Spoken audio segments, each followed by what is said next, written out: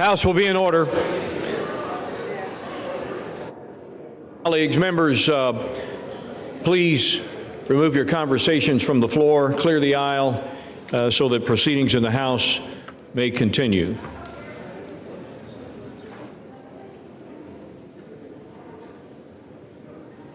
For what purpose does the gentleman from Tennessee rise?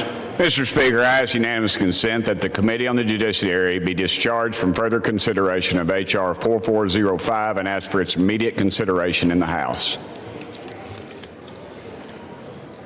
Under guidelines consistently issued by successive speakers, as recorded in Section 956 of the House Rules and Manual, the chair is constrained not to entertain the request unless it has been cleared by the bipartisan floor and committee leaderships.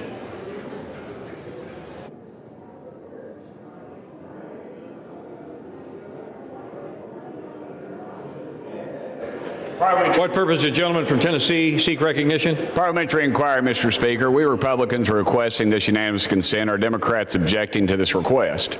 Chair reminds the gentleman from Tennessee that, as indicated by Section 956 of the House Rules and Manual, it is not a proper parliamentary inquiry to ask the chair to indicate which side of the aisle has failed under the Speaker's guidelines to clear a unanimous consent request, as was stated.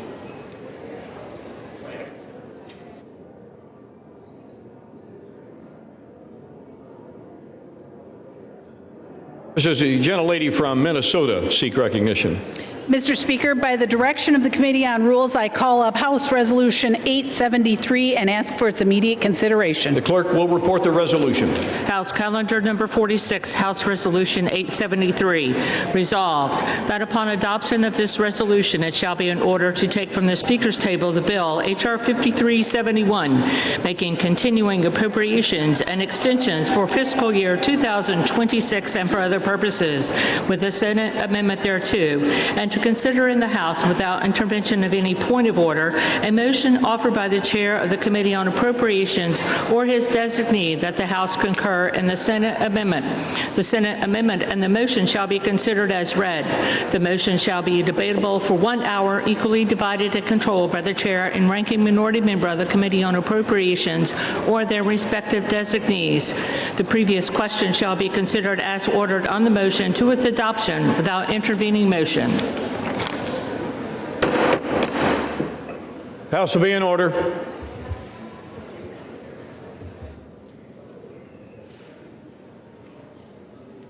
Gentlelady from Minnesota is recognized for 1 hour.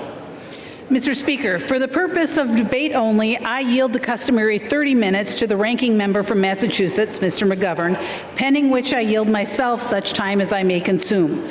During consideration of this resolution, all time yielded is for the purpose of debate only. Mr. Speaker, I ask unanimous consent that all members have 5 legislative days in which to revise and extend their remarks. Without objection.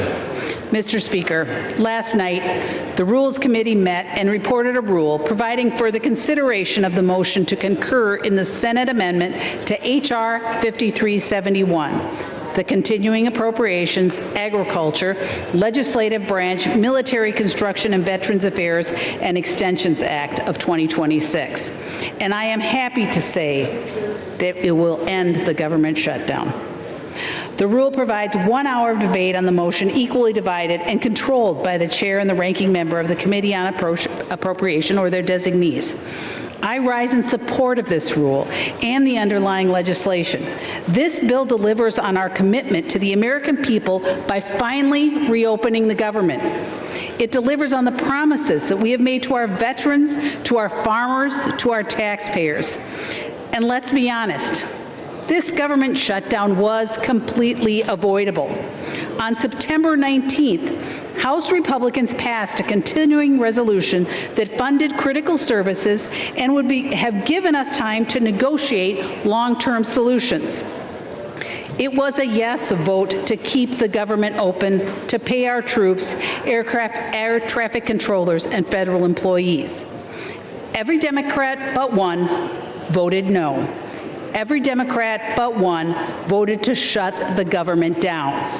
This is not opinion. This is not messaging like Democrats keep trying to spin it. It is a fact that anyone can check the record. Democrats voted against a nonpartisan, clean CR, free of poison pills, and would have continued that would have continued Biden-level funding and kept the government open for negotiations. Democrats chose politics over people. They refused to support a common-sense measure, and American families paid the price. This bill restores stability to our national nutritional programs, which were put under unnecessary strain during the shutdown. It will fund WIC and SNAP, ensuring that low-income mothers and their babies have access to healthy and nutritious foods. These programs should not have been used as a bargaining chip during the shutdown. Republicans are stepping up to protect Americans and ensure these programs remain stable and funded. That is what responsible governance looks like. There are 3 appropriations bills included in this CR, put here to jumpstart our appropriations process. H.R. 5371 delivers for rural America. It provides funding for the Farm Service Agency to support our nation's farmers and ranchers. It invests in rural development programs, including funding affordable housing, rental housing assistance for low-income families and seniors in rural communities. These investments strengthen our local economies and ensure that rural communities are not left behind. For our troops, this bill demonstrates our dedication to veteran medical care, including funding for mental health, telehealth services, homelessness programs, caregiver programs, opioid misuse prevention and treatment, medical research, health care tailored to our female veterans, rural health care initiatives, and construction for new VA hospitals and veteran cemeteries. We're also funding veteran disability programs, education benefits, and employment training. Funds will be invested in military family housing projects to support those that support our troops, and in projects to improve quality of life for our service members, including hospitals and schools. Mr. Speaker, H.R. 5371 is what governing with a purpose looks like. If Democrats had joined us in September to pass a common-sense continuing resolution, we could have avoided this Democrat shutdown altogether. But they chose reckless posturing over responsibility. Now Republicans are stepping up to restore stability and reopen the government for the people. I stand in support of this bill, and I urge my colleagues to support H.R. 5371 and stay focused on what matters, serving the American people. With that, Mr. Speaker, I reserve. Gentlelady reserves her time. Gentleman from Massachusetts is recognized. Well, thank you, Mr. Speaker, and I want to thank the gentlelady from Minnesota for yielding me the customary time, and I yield myself such time as I may consume. Gentleman is recognized. It's great to see you all, Mr. Speaker. We've been looking for you guys everywhere. Where the hell have you been? Imagine my shock when I found out that you guys went home. 8 weeks of taxpayer-funded, paid vacation for Republicans. And why did Republicans do it? They did it because Democrats had the audacity to ask them to try to lower people's health care costs. And while they sat on their couch for 8 weeks, we were working. We listened to people who told us their health insurance premiums are doubling and tripling. We heard from people who don't understand why you guys moved at the speed of light to give tax breaks to billionaires, but you won't lift a damn finger to extend the tax credits that help ensure people's health insurance premiums don't skyrocket.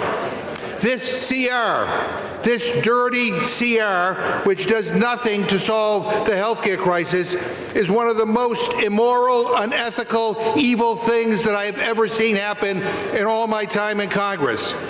But it's just part of a larger pattern of indifference from Republicans that we have seen time after time after time. When the billionaire class needed another tax cut, when they wanted to funnel money to the people who write their campaign checks, boy, did Republicans deliver. They rammed through their awful, big, ugly bill in a nanosecond. What the hell is wrong with them? While regular people are struggling to pay bills, Donald Trump's net worth has gone up by $3 billion since he became president. People's health insurance premiums are doubling and tripling, but Republicans say there is no affordability crisis. even as their tariffs are costing people an extra $1,200 per year.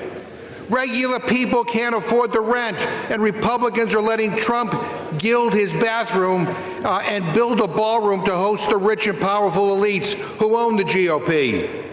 These guys are bailing out Argentina. Argentina! They're giving $40 billion to an entirely different country rather than helping the 42 million Americans who can't afford to put food on the table.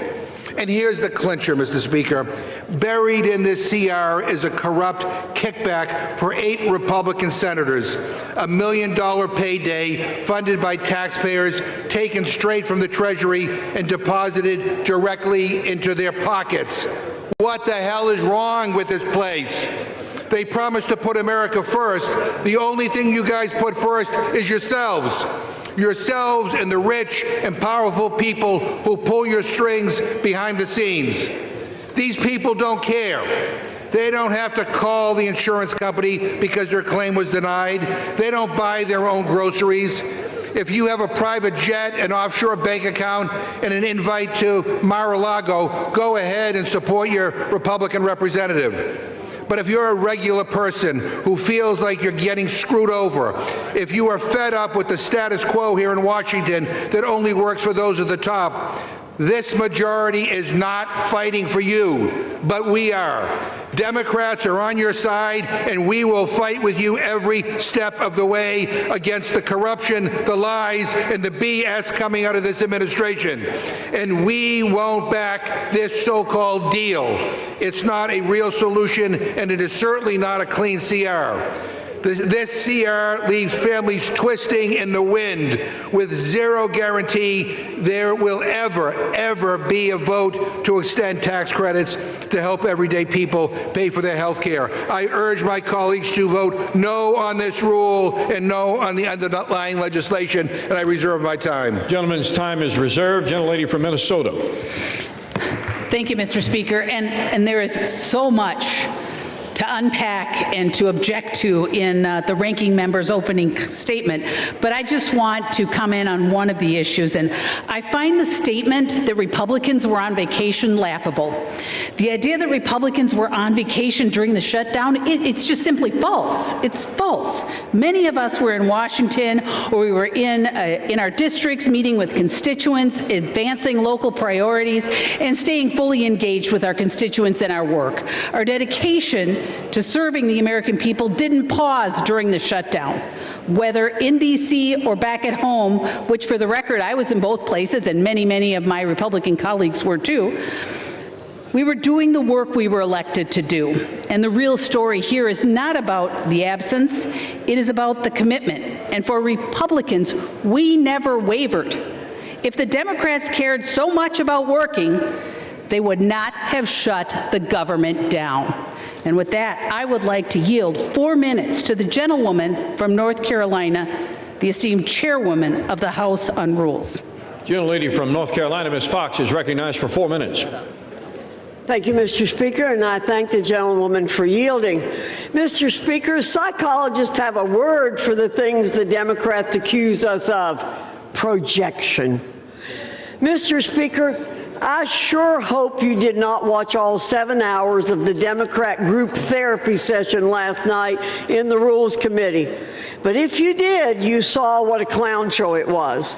It was a crisp 40 degrees outside when we adjourned at around 1:30 a.m. this morning, but with the amount of hot air being spewed by Democrats in the committee room for 7 straight hours, you would have thought we were in the dead of summer. Mr. Speaker, at this point, I don't think Democrats really agree on anything. Last night and into the early hours of this morning, they showed everyone that they couldn't even agree on what they're angry about. They went off on so many tangents that it would have been a miracle if they arrived at a single coherent thought at any point during our meeting. The American people will see the exact same thing play out from them during this debate and during general debate on the floor later today. Apparently, the only thing Democrats can agree on is that the government needs to stay shut down and that the American people need to suffer even more than they have already made them suffer. We heard from Democrats repeatedly about the millions of people they believe are going to be affected when their own temporary COVID credits sunset at the end of this year. Their own temporary COVID credits. Did we hear anything about the millions of Americans who got walloped by Democrats when they shut the government down? Did we hear an apology from Democrats to the American people for deliberately misleading them over 40 days? Did we hear an admission that the only reason they shut down the government is to cover up for a catastrophic policy failure that they concocted and set an end date on? No. We didn't hear one of those things. Not one. Mr. Speaker, I'm not surprised. This is the kind of behavior that Americans have come to expect from Democrats. Has anyone ever noticed how Democrats have developed such a visceral reaction when confronted about their abdication of responsibility? They shut the government down, and the moment you call attention to their own actions, all they do is obfuscate and start shrieking about unrelated things. Scientists should study this at length and try to come up with a cure. It's a serious affliction, as was evidenced numerous times over in our Rules Committee meeting. It's well past time to reopen the government and end the Democrat-concocted nightmare that Americans have been living through for over 40 straight days. The CR before us will end that nightmare. It will get this legislative body and the entire nation moving once more. Democrats should grow a spine and accept responsibility for their own failures. I urge a yes vote on the rule, and I yield back. Reserve. Gentlelady from Minnesota reserves her time remaining. Gentleman from Massachusetts is recognized. Mr. Speaker, you got to love these Republicans. The gentlelady from Minnesota says they weren't on vacation. I want to remind her, you haven't voted for 8 weeks.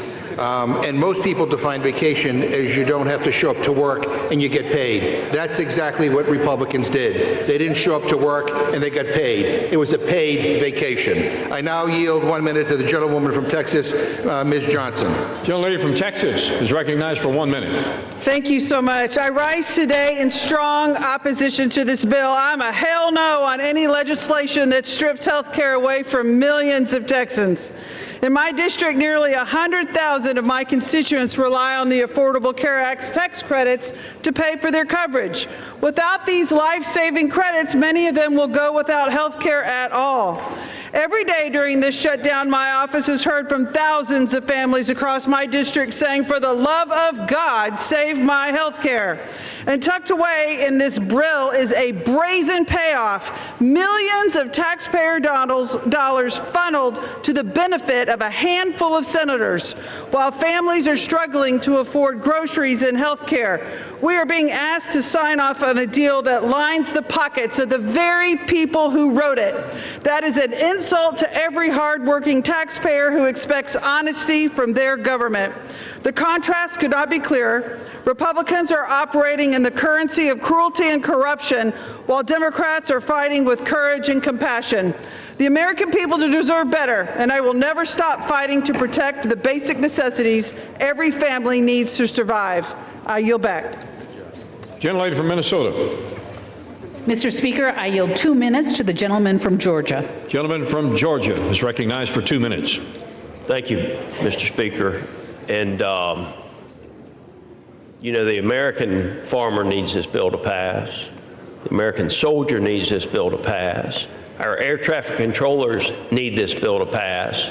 The men and women who protect us here in this Capitol and all federal law enforcement need this bill to pass.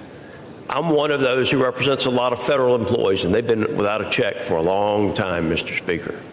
This is very simple, very simple. It's way past time to open the government up. There are going to be a lot of excuses about coulda, shoulda, woulda, and you need to take this provision or that provision out, or they're going to vote to keep the government shut down. Well, let me tell you something. The vote today, it is straight up or straight down. You vote to open the government up today, or you vote to keep it closed. That's all there is to it.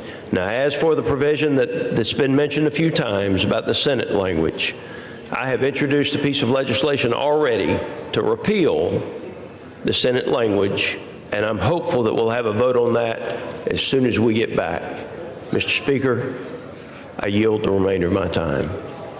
Reserve. Gentlelady from Minnesota continues to reserve her time. Gentleman from Massachusetts. Mr. Speaker, you know, I love these guys. I mean, they're all introducing legislation to repeal provisions in a bill that they're going to vote yes on. I mean, I don't even figure that out. Mr. Speaker, the previous question is the House Democrats' last attempt to make a change to this rule before it gets voted on. And I want to use this opportunity to talk about a last-minute provision that was slipped into the CR in the Senate. It's an outrageous giveaway to pad the pockets of 8 Republican senators, and it's one of the most corrupt things I've seen in my life. So if the House defeats the previous question, I will offer an amendment to the rule to consider as adopted an amendment to the continuing resolution offered by Representative Subramanian which would strike the corrupt giveaway out of the text of this bill so it does not make it into law. Mr. Speaker, this is a massive payday for Republicans. It would allow 8 of their senators to shovel millions of dollars into their own wallets. I'm talking cash money, not for their states, not for their constituents, no, for their own personal bank accounts. Why should a United States senator or any party get a special right that nobody else has? No state legislator, no governor, no judge, no citizen in the entire country has this right, but we are creating it for a handful of Republican senators. It is immoral. It is, I'd say it's unconstitutional. It is wrong, and it's probably the most brazen theft and plunder of public resources ever proposed in the United States Congress. And it was tucked into this legislation, and I want to speak directly to Republicans who say they can't vote with us because it will delay the reopening of the government. First off, that's exactly what these corrupt senators were hoping you'd say. Second, we absolutely can send this back to the Senate. They can quickly strip it and send the bill to the president. They finished this package in less than 2 days. This is one small thing that needs to be deleted. It's easy, and it can be done very fast. But, and please spare me the excuses that we'll get this done next week with a new bill. Once this is law, that's it. It is signed into law forever. It will never change. It is permanent, and you voted for it. And Republicans all know, you all know that. So don't say you're going to pass some new bill next week to address this. That's just an excuse to do nothing that will fix it. Republicans moved at the speed of light to give tax breaks to billionaires, and the least they can do is give the same urgency to stop this shamelessly corrupt fleecing of the American people. Now, I get it. Trump is suing the U.S. government for $230 million, and I guess these senators want in on the action. They want their own payday, but I've never seen this level of grift, shameless corruption, and theft of public money in my entire life, ever. So, Mr. Speaker, I ask unanimous consent to insert the text of my amendment into the record along with extraneous material immediately prior to the vote on the previous question, and to discuss our proposal, I yield a minute to the gentleman from Virginia, Mr. Subramanian. Without objection on the UC request, the chair will remind the gentleman from Massachusetts and others to please refrain from engaging in personalities toward members of the Senate. Gentleman is recognized. Thank you, Mr. Speaker. Thank you, Ranking Member McGovern. I mean, you know what people hate more than seeing their costs go up? Is seeing their costs go up while corrupt politicians line their pockets with taxpayer money. That's what they really hate, but that's what this bill does. Republican senators slipped into this bill a legal pathway for them to personally receive millions of dollars in taxpayer money for being investigated after January 6th. And the other side talks about fiscal responsibility and says there's no money for health care, but somehow there's taxpayer money for Republican senators. This is an ethics violation, this is a breach of trust, and it calls into question the very legitimacy of this institution. So I put forward an amendment to reject this corruption, but committee Republicans voted it down last night, and they said they knew it was corrupt, but that there was nothing that could be done, and that the system didn't work. Well, you are the system. And House Republicans promised to vote on this next week as a standalone bill, but there's no guarantee that the Senate will act. In fact, they probably won't act, right? So you have the power to join us in righting this wrong today. So let's take out this ridiculous kickback. Otherwise, a vote for this bill is a vote for corruption. I yield back. Gentleman yields back. Gentlelady from Minnesota. Thank you, Mr. Speaker. And I never said, Mr. Speaker, that this bill was perfect. And not everyone agrees with the provision, and our colleague from Georgia had just mentioned and is already addressing it. But what we do agree on is that it is critically important to get the government open, and that's why we are here today. Getting our federal employees paid, getting our troops paid, getting SNAP back on track, getting our airports back to full capacity. Once this happens, we can tackle the issues and get back to really doing the things for the American people, not using their suffering as leverage, like the Democrat Whip Clark is willing to do. Democrats have spent weeks performing political theater by refusing to open government and continue to perform that political theater. But we need to prioritize the reopening of the government and stop the suffering that the Democrats want to use as leverage. And with that, I yield 2 minutes to the gentleman from New York. Gentleman from New York is recognized for 2 minutes. Mr. Speaker, I rise in strong support of this rule and ending this shutdown chaos. For more than 40 days, the American people have endured a painful and entirely avoidable government shutdown. Not because of policy differences, but because Senate Democrats and Chuck Schumer chose politics over people. And while Washington stalled, hardworking Americans paid the price. Our air traffic controllers went without pay. A system stretched thinner by the day, putting new strain on that system that put millions of lives at risk.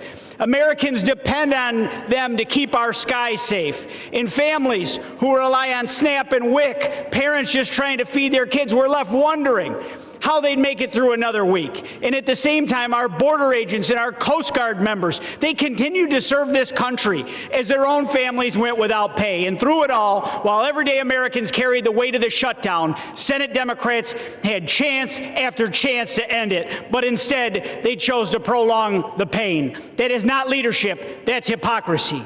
It was never about budgets or priorities. It was about power. It's not about turning government on. For them, it's about turning government into performance, where the people paying the highest price are the ones furthest from Washington.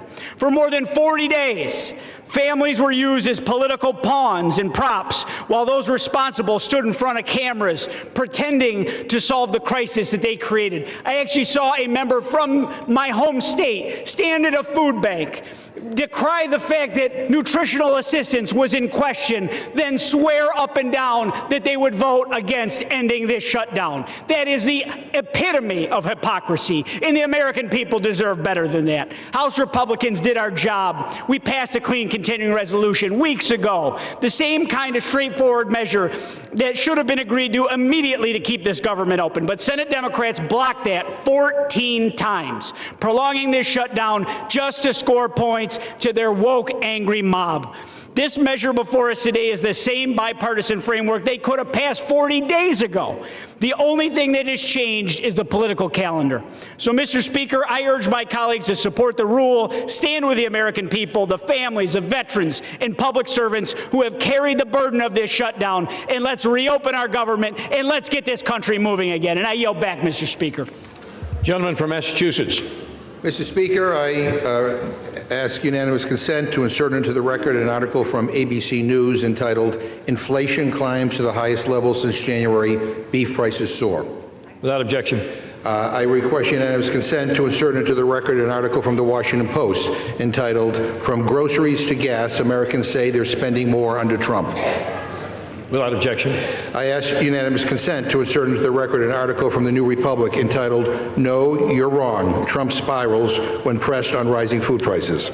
Without objection. I ask unanimous consent to insert into the record an article from the New Republic entitled, "Trump Admits He Doesn't Care About Affordability as Economy Plunges." Without objection.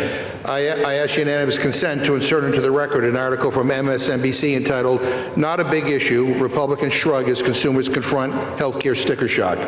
Without objection.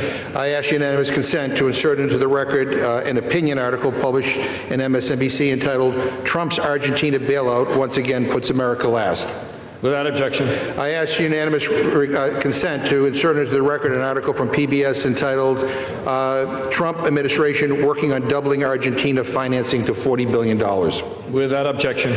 I ask unanimous consent to insert into the record an article from Forbes entitled, "Presidency Boosts Trump's Net Worth by $3 billion in a Year." Without objection. I ask unanimous consent to insert into the record an article from People.com entitled, "Donald Trump Hosts Great Gatsby-Themed Halloween Party as 42 million Americans Brace for SNAP Benefits to Expire." Without objection. I ask unanimous consent to insert into the record an article from the New York Times entitled, "Trump's Latest White House Makeover, the Lincoln Bathroom in Marble and Gold." Without objection. I ask unanimous consent to insert into the record an article from The Nation entitled, "The Bill to End the Shutdown is Full of Giveaways to Republicans." Without objection. Mr. Speaker, I yield myself 15 seconds.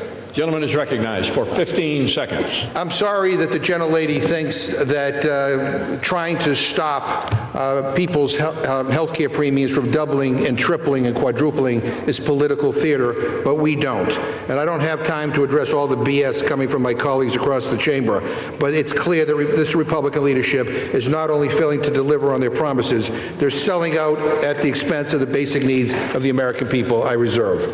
Time is reserved. Gentlelady from Minnesota. Mr. Speaker, I yield 2 minutes to the gentleman from Texas. Gentleman from Texas, Mr. Roy, is recognized for 2 minutes. Thank the gentleman from Arkansas. I thank the gentlelady from Minnesota. And here we are on September 19th. House Republicans passed legislation which would have funded government through November 20th.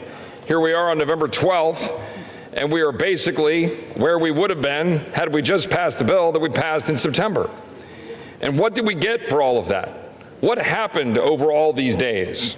Well, my colleagues on the other side of the aisle were searching for a reason for voters to support them next November.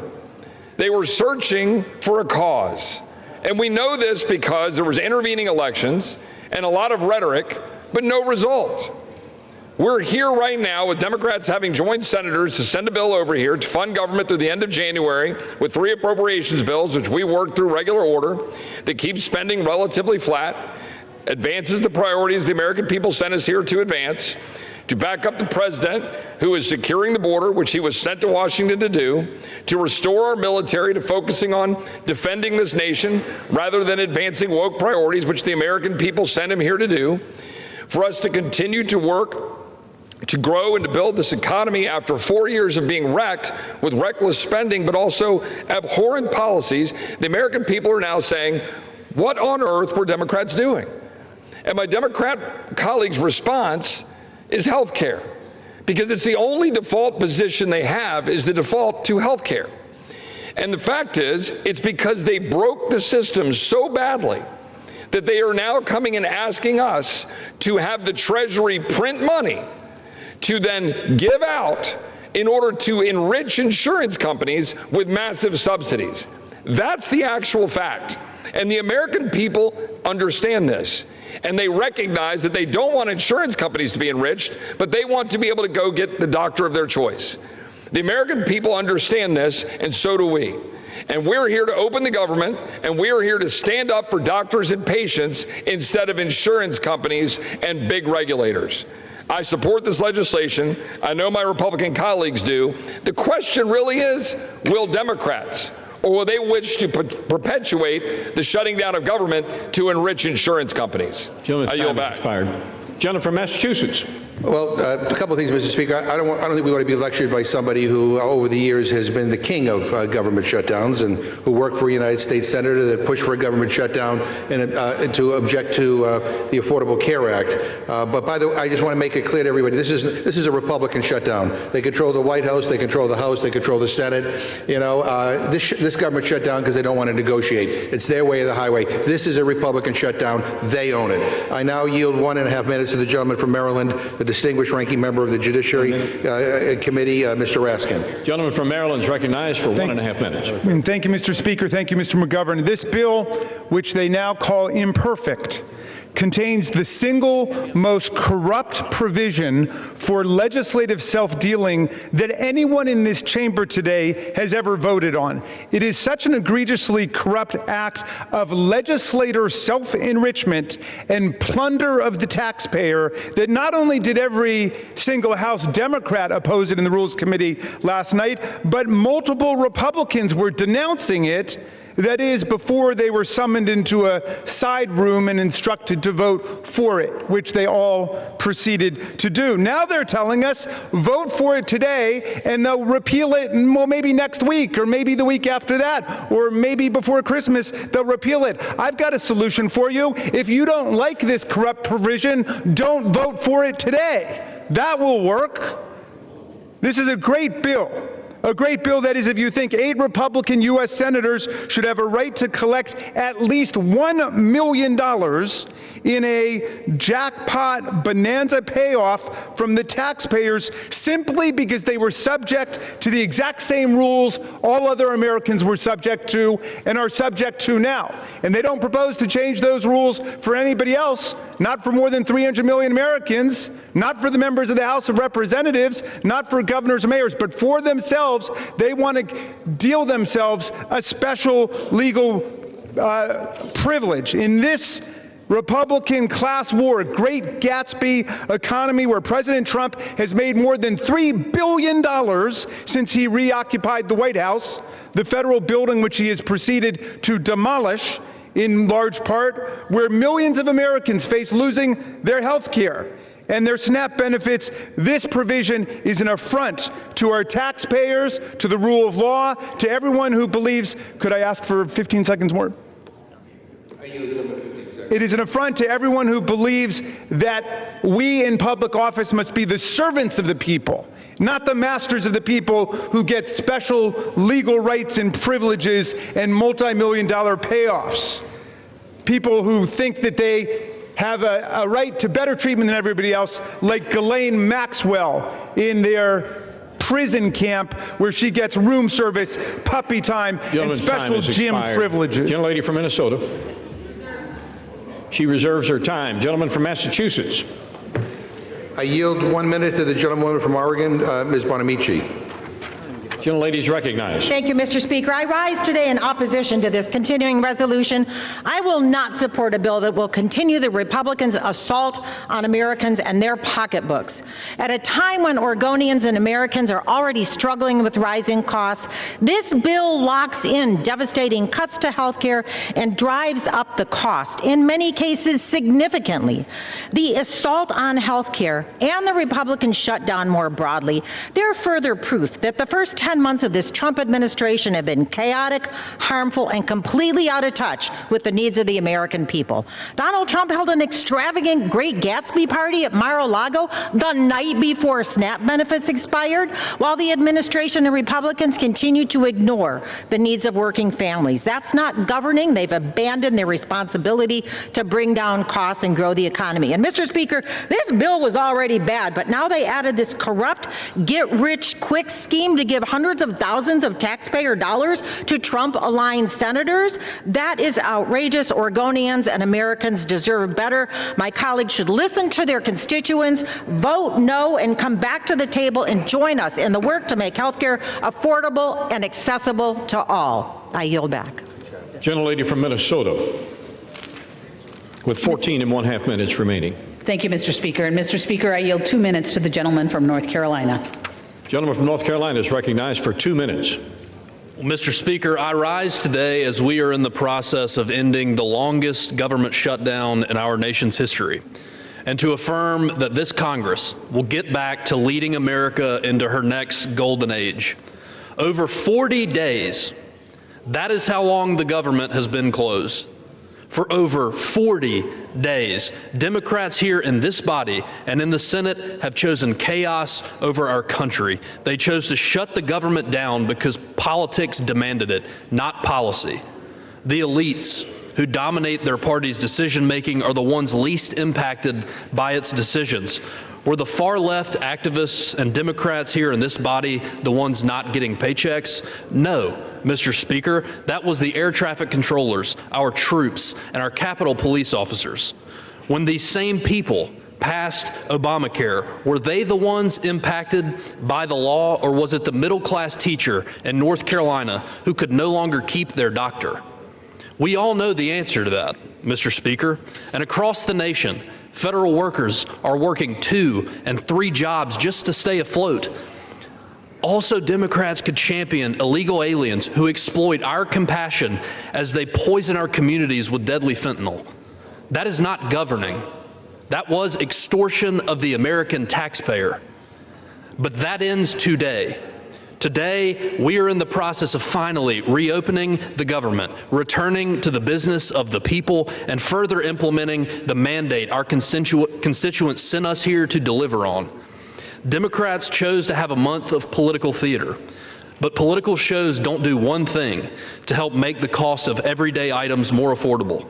It is time to govern and to focus on making America more affordable for the middle class. Mr. Speaker, I urge a yes vote on this rule, and with that, I'll yield back. Gentleman from Massachusetts. Yeah. Mr. Speaker, we're getting lectured on governance by a guy who is just coming off an 8-week paid vacation. Give me a break. At this time, I'd like to yield 1.5 minutes to the gentlewoman from New Jersey, the next governor of New Jersey, Ms. Sherrill.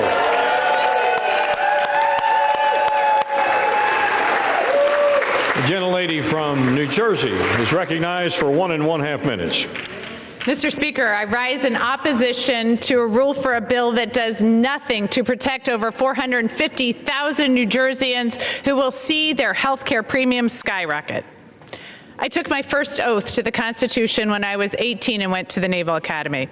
It's an oath to serve, to run toward the fight.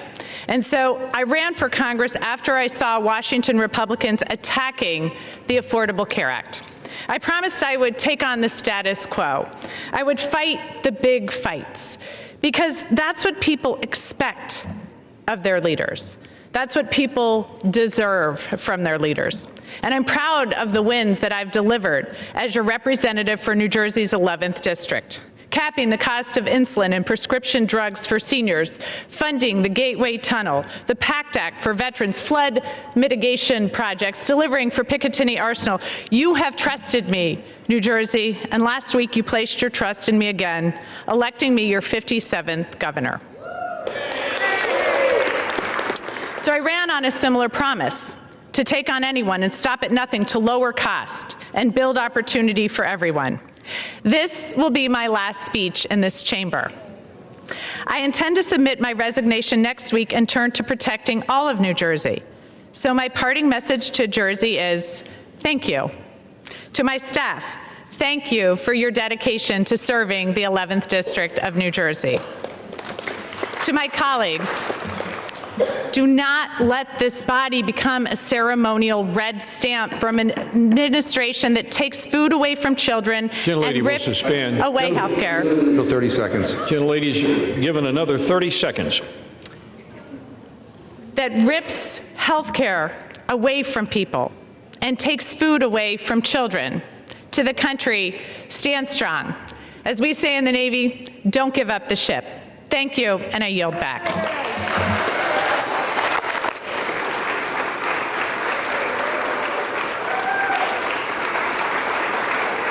Gentlelady from Minnesota reserves. Yes.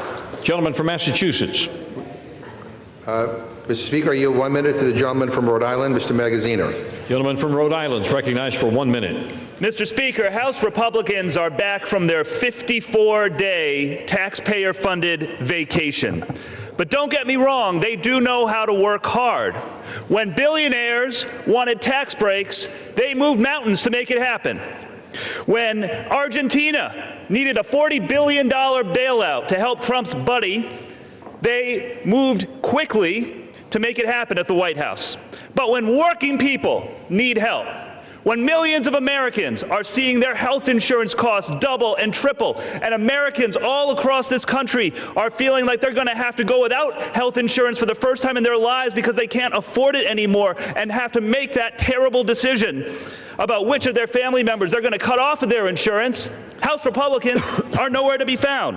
When Donald Trump's stupid tariffs are raising the price of groceries, the cost of coffee is up 40% over the last year, House Republicans are silent. When working people need help, they are absent. Shameful.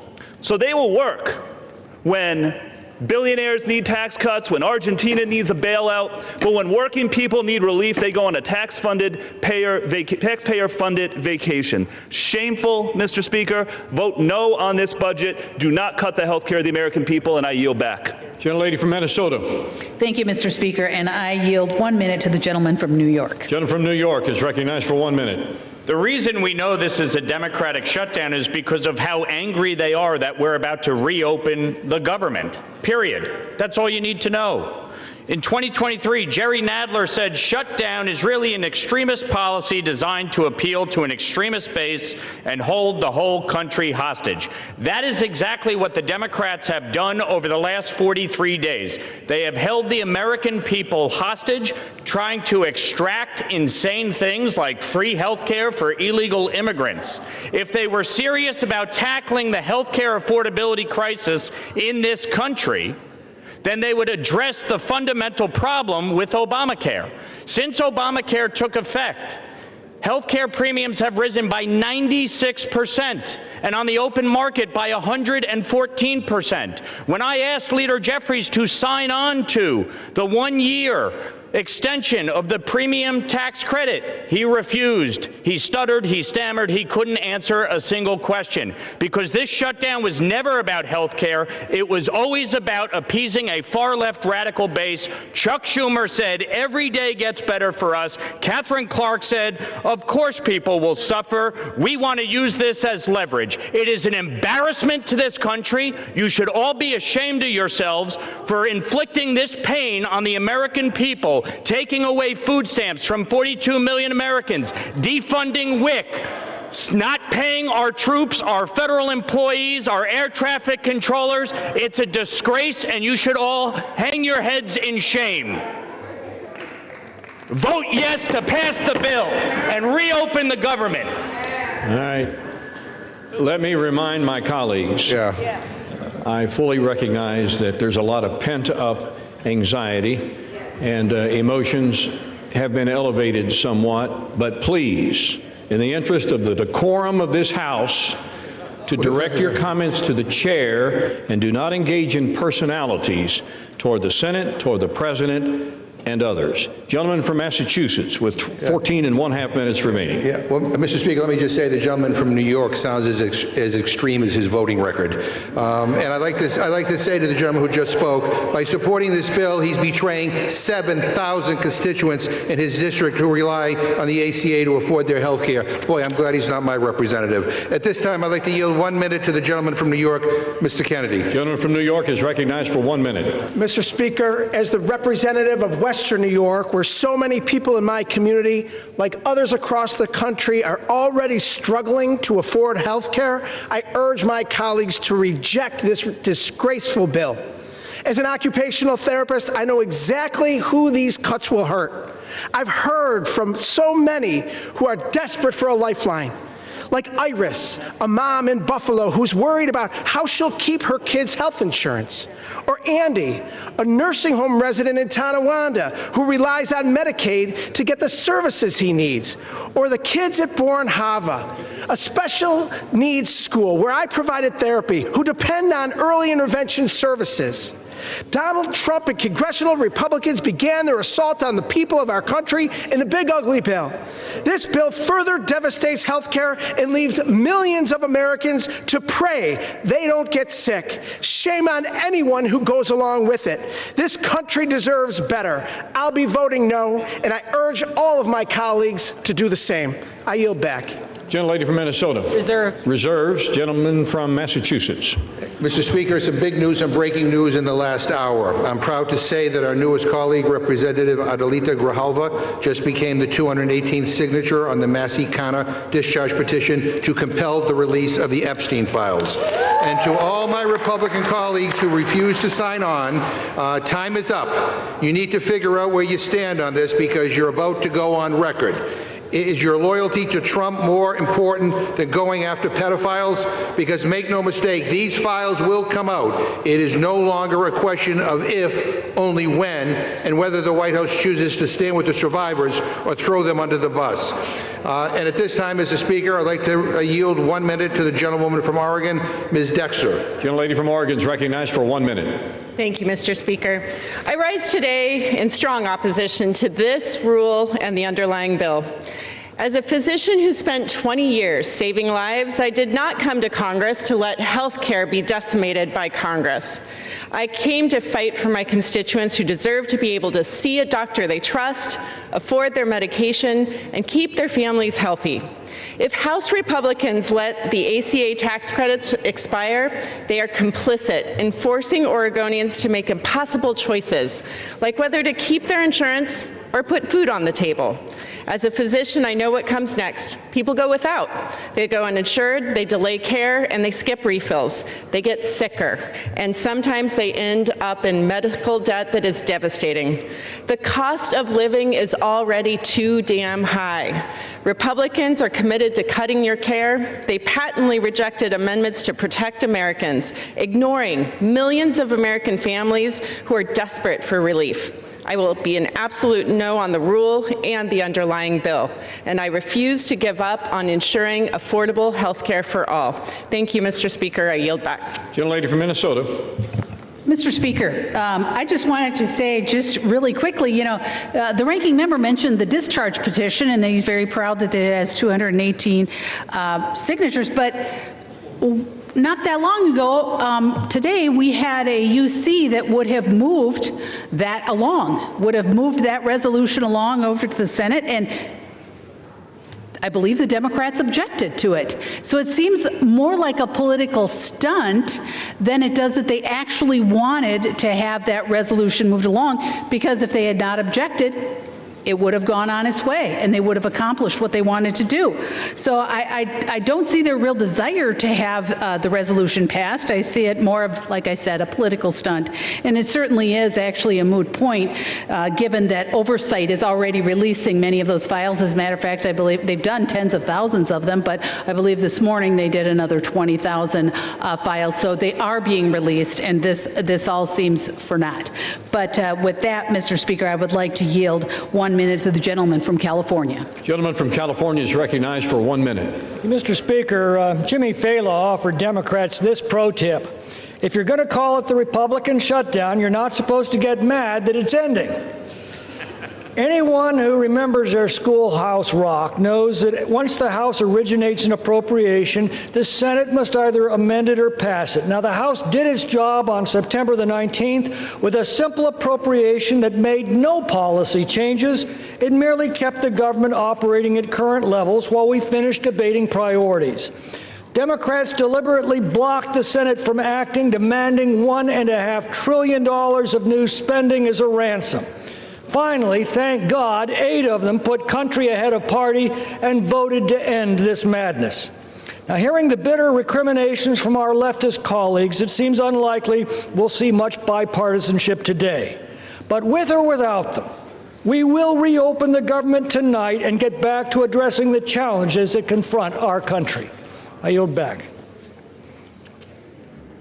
Gentleman from Massachusetts with 11 minutes remaining on his side, 9 minutes on the majority side. Yeah, Mr. Speaker, I'm surprised that the gentlelady brought up the UC request, but I'm glad she did, because I want the record to be clear. I didn't hear any objection on the floor. The Republican chair basically ruled it as an improper UC request. And so that is why it didn't move forward. And I would, but I do know this, because I'm on the Rules Committee, and I do know the gentlelady time and time and time and time again voted against releasing the Epstein files. And I know my Republican friends are hoping that they don't have to go on record because they don't want to get Trump upset at them. But the bottom line is every single Republican will go on record, and you will have to make clear whether you're on the side of a pedophile or whether you're inside of the victims. Gentleman from Massachusetts is reminded to direct his comments to the chair, please. Thank you, You may Mr. Chair. continue.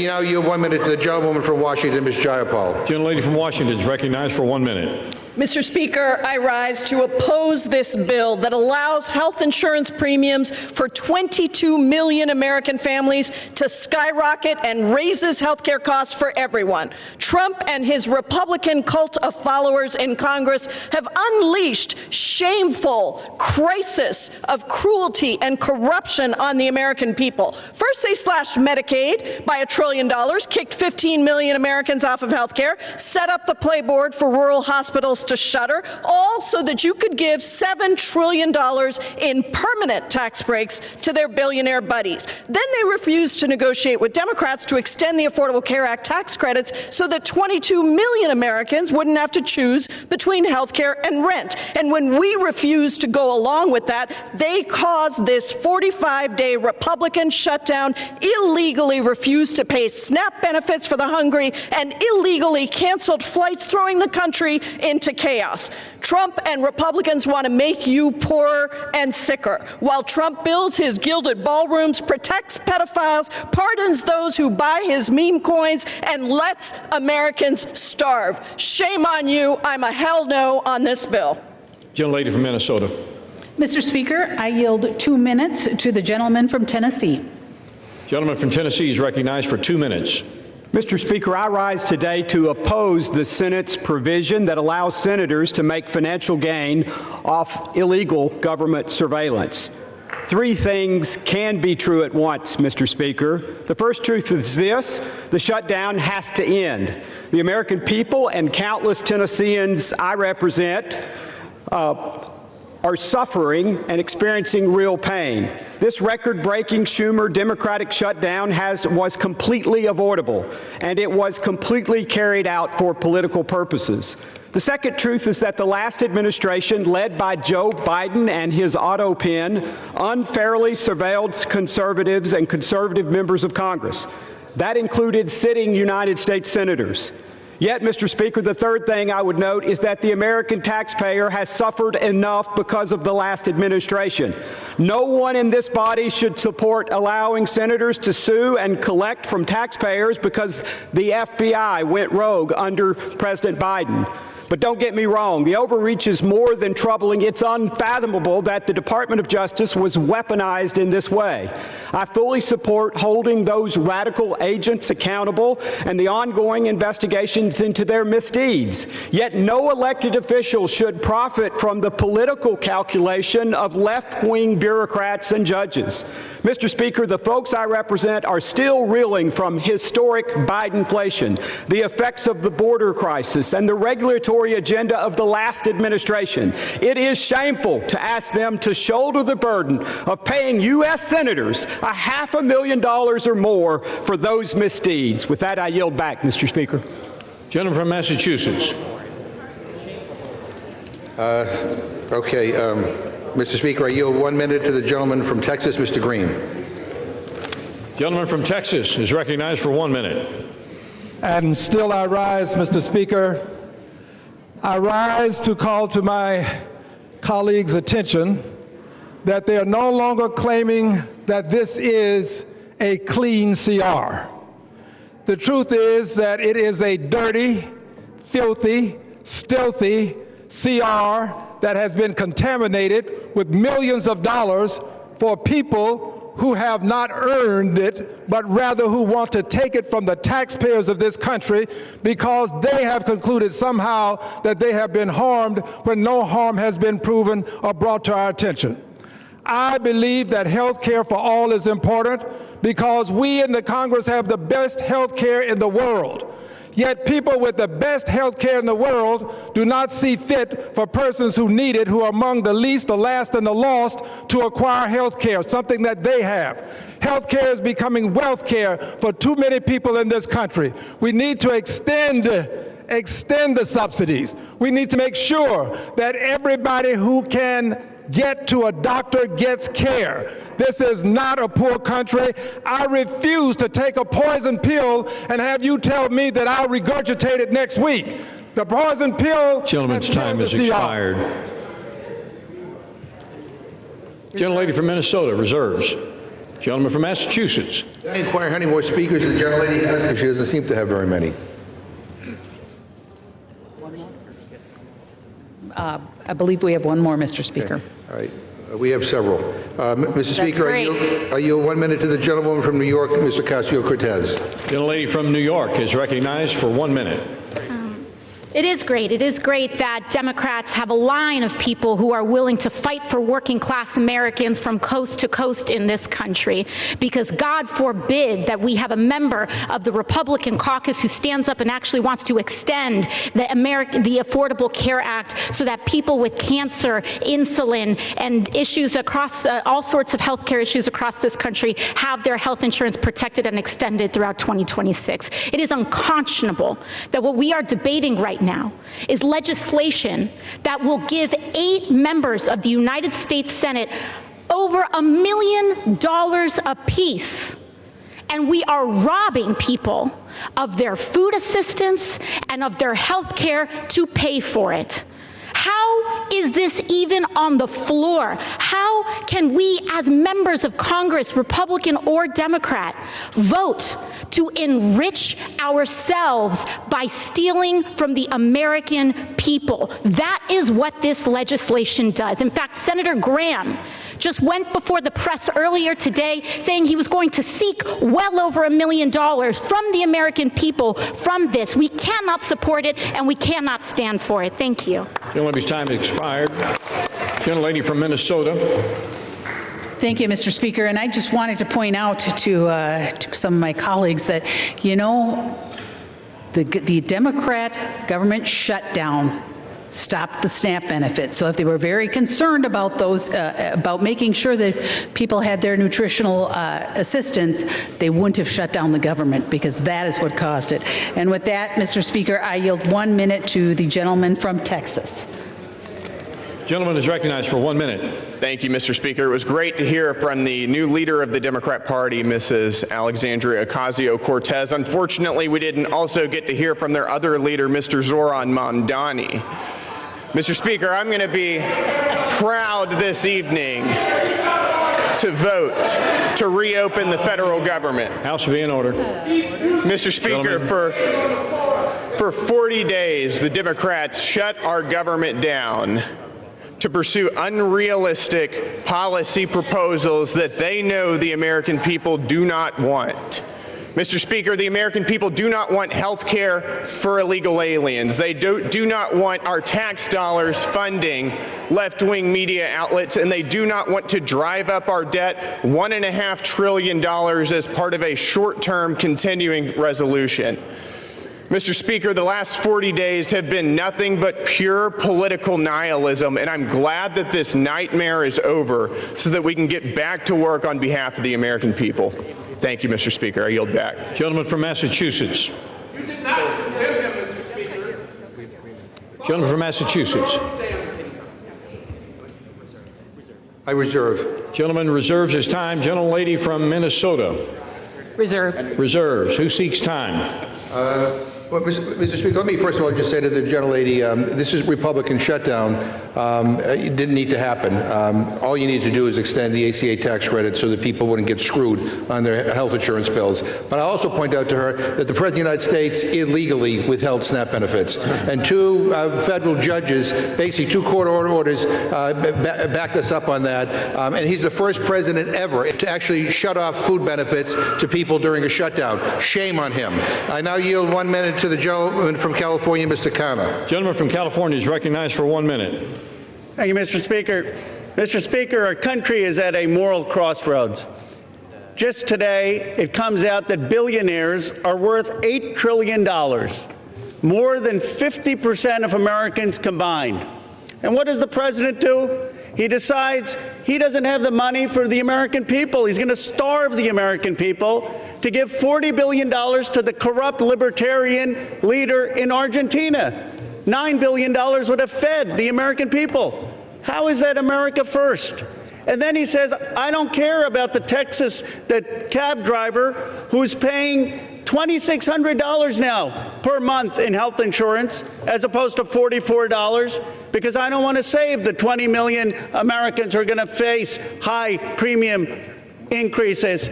How is that America first?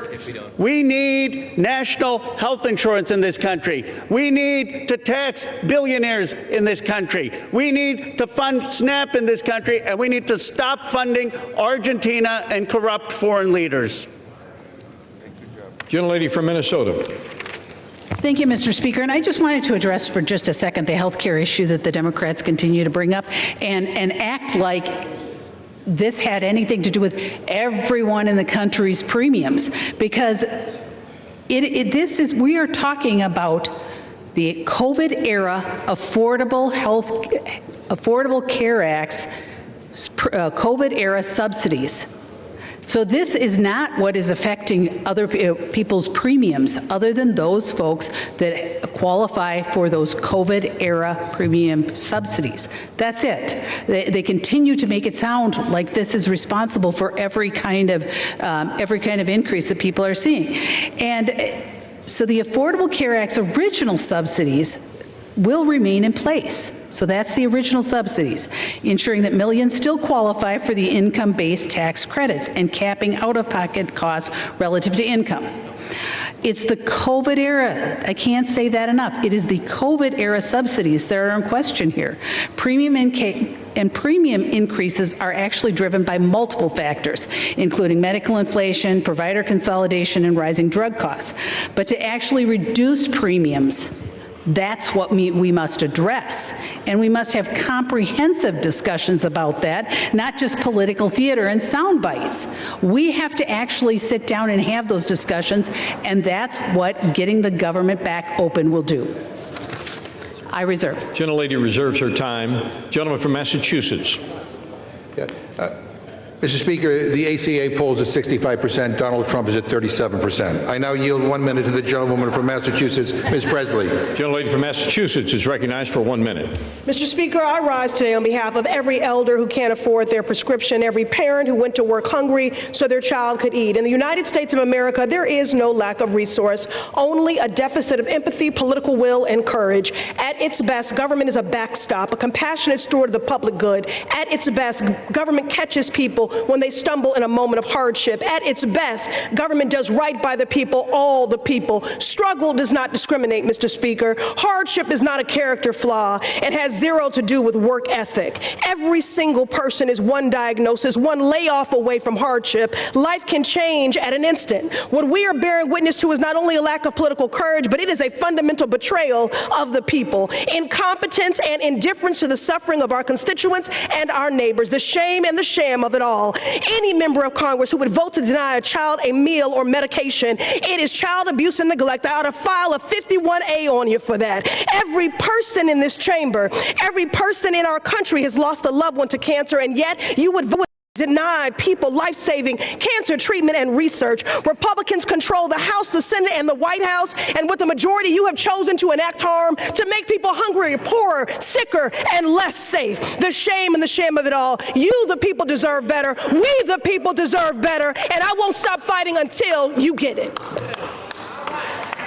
Gentlelady from Minnesota. Mr. Speaker, I'm prepared to close. Gentlelady's prepared to close. She has 4 minutes remaining. Gentleman from Massachusetts. Yeah, I'm not. So I'd like to yield 1 minute to the gentleman from Wisconsin, Mr. Pocan. Gentleman from Wisconsin is recognized for 1 minute. Thank you, Mr. Speaker. Yes, the federal government will officially reopen with the House vote today, But here's what won't happen. We won't protect the 22 million people paying more for the Affordable Care Act, or the 15 million people losing their health care outright due to Republican actions in the big ugly law. Nor will we stop the health care rate increases for everyone in this country.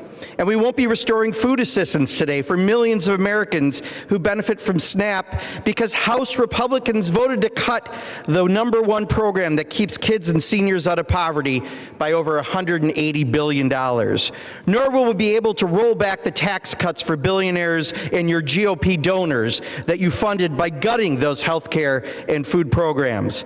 But I sure hope you're tanned and rested after your 8-week paid vacation, because you're going to need it. Democrats are going to continue fighting every single day for people's health care and food benefits, and we're going to be on you day after day until we get it done. Vote no. I yield back. Gentleman yields back his time. Gentlelady from Minnesota. I'm prepared to close, Mr. Speaker. Gentleman from Massachusetts. I'm not quite yet, so I yield 1 minute to the gentleman from Maryland, Mr. Olszewski. Gentleman from Maryland is recognized for 1 minute. Mr. Speaker, this funding deal is why Americans have lost faith in Congress. It does absolutely nothing to address the crushing costs of health care and what amounts to a massive tax hike on working families. It does absolutely nothing to stop President Trump from canceling the very funding we would provide, something he's already done again and again. But here's what it does. It allows senators to write themselves, and only themselves, million-dollar checks because their phone records were legally subpoenaed, checks paid for by American taxpayers. It's corruption at a whole new level. With bribery and insider trading, someone breaks the law. Here, Congress is writing a law that protects and funds corruption. It's brazen and disgusting in an effort to legalize corruption. And anyone who votes for this CR is complicit in that corruption. If government still belongs to the people and not the powerful, we must reject this self-serving scam. I yield. Gentleman yields back his time. Gentlelady from Minnesota is still prepared to close. Gentleman from Massachusetts with 2.5 minutes remaining. So I'll close, Mr. Speaker, for our side. Mr. Speaker, I don't have enough time to rebut all the absurd claims made by the other side. Suddenly, they all have an opinion on health care. They had a decade to come up with a plan, and they came up with nothing. But I'm glad they finally acknowledged that this is a dirty CR that shovels millions of dollars into the pockets of Republican politicians. They hate this bill so much that they're all going to vote for it. They say that we shut the government down. Really? The last time I checked, Republicans are in charge around here. We heard for months about their mandate. They control the House, the Senate, and the White House. They have a duty to keep the government open, and they failed. They did not have the votes. They refused to negotiate with us because we wanted to help regular people instead of billionaires. And now they want to blame us for the consequences of their own actions? What the hell is wrong with them? Give me a frigging break. America is the richest country in the history of the world. We are blessed with an abundance of so much. There should not be an affordability crisis. Every single person in this country should be able to have a good job, a living wage, affordable food and health care, and have a shot at a better future. That's what I'm fighting for. That's what we're fighting for. That's how I want to make America great. That's the Democratic vision for what this country could be. And from a moral perspective, from a set of values, we believe it is immoral to have a system that gives so much to just a few billionaires while depriving so many of the basic things they need to live a good life. And it is clear to me after this debate that Republicans do not share those same values. And I'm going to fight like hell. We are going to fight like hell because I believe in America. We believe in America. And we believe that the hopes and the dreams of the American people will prevail. And with that, I yield back. Gentleman yields back his time. Gentlelady from Minnesota with 4 minutes remaining to close. Thank you, Mr. Speaker. And as we wrap up this debate, I want to take a moment to cut through the noise from our colleagues, from our colleagues on the left. Instead of focusing on the legislation before us, they're resorting to fear tactics and tossing out false claims about what this shutdown is really about. The CR would have kept the government open to continue and finish the appropriations process. And yet, the Democrats refused and instead chose to shut down the government. And you know, my colleague mentions values. Democrats claim that our values are different, and Democrat Wick Clark said, of course there will be families that are going to suffer, but it is one of the few leverage times we have. So if that's the values they're talking about, I don't share those values. I won't make the American people suffer, whether it be their SNAP payments, whether it be keeping air traffic controllers paid, whether it's paying our troops. Making the American people suffer is not the values that I share. And for the record, Republicans did not cause this shutdown. And we've not been on vacation. I've been splitting my time between D.C. and the district, as I mentioned before, meeting with constituents in both, meeting with federal agencies, hosting a teletown hall, and I know how hard my Republican colleagues have been working for their constituents and the American people. It was the Democrats who shut down the government when they refused to support a clean CR that would have kept the lights on and protected critical services. And now it's the Democrats who continue to shift the blame. Now, getting back to the issue at hand, let's talk about what this bill actually does. H.R. 5371 restores the funding for SNAP and WIC. It reimburses the contingency reserves to make sure that programs remain stable and reliable. Actually, President Trump moved $300 million of tariff revenue to fund WIC during the shutdown. Republicans are the ones protecting food security and not playing games with it. This bill also delivers for our farmers and ranchers and for rural development and invests in the community that feed this country and keep the economy strong. It supports our troops and federal workers. It ensures our service members and their families have the support they need, and it honors the promises we have made to those who have served. And yes, it reopens the government, restores stability, and resumes regular order. So let's be honest about what a yes vote means. A yes vote is a vote for veterans care. A yes vote is a vote for SNAP and WIC. A yes vote is a vote for $700,000 a fire engine in Ranking Member McGovern's district, and $1 million for the Navajo Nation Community Development Division in Representative Ledger Fernandez's district. A yes vote is for farmers. A yes vote is for our troops, and for federal workers. And yes, it is for reopening the government. And a no vote? Well, that's a vote against all of that, including the development of a wastewater treatment facility in Mr. Negus's district, and $1.5 million in watershed conservation in Representative Clark's district. It's a vote against federal workers. It's a vote against health care. It's a vote against feeding hungry children, and it's a vote against common sense. Mr. Speaker, with that, I yield back the balance of my time, and I move the previous question. Question is on ordering the previous question on the resolution. Those in favor say aye. Those opposed, no. Opinion of the chair, the ayes have it. Mr. Speaker, gentleman from Massachusetts. Hearing aid, I think. I asked for the yeas and nays. Yeas and nays are requested. Those favoring a vote by the yeas and nays will rise. Sufficient number having risen, the yeas and nays are ordered. Members will record their votes by electronic device. Pursuant to Clause 9 of Rule 20, the chair will reduce to 5 minutes the minimum time for any electronic vote on the question of adoption of the resolution. This is a 15-minute vote.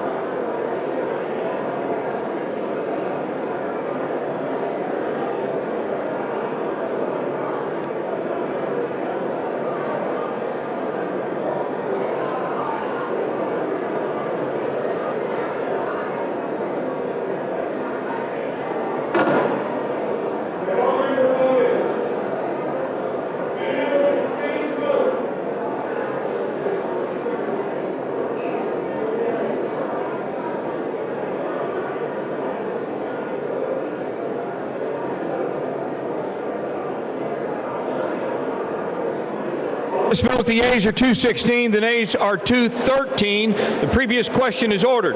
Question is on the adoption of the resolution. Those in favor say aye. Those opposed, no. Opinion of the chair, the ayes have it. Mr. Speaker, I ask for recorded vote.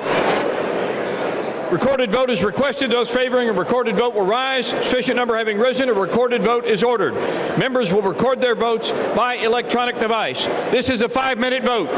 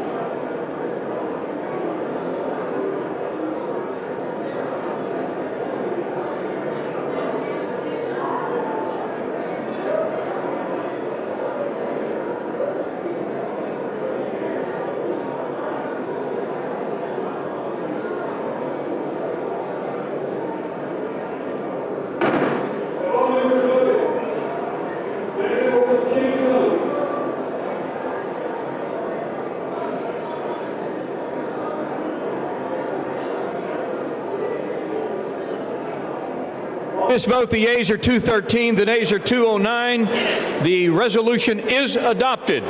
Without objection, a motion to reconsider is laid on the table.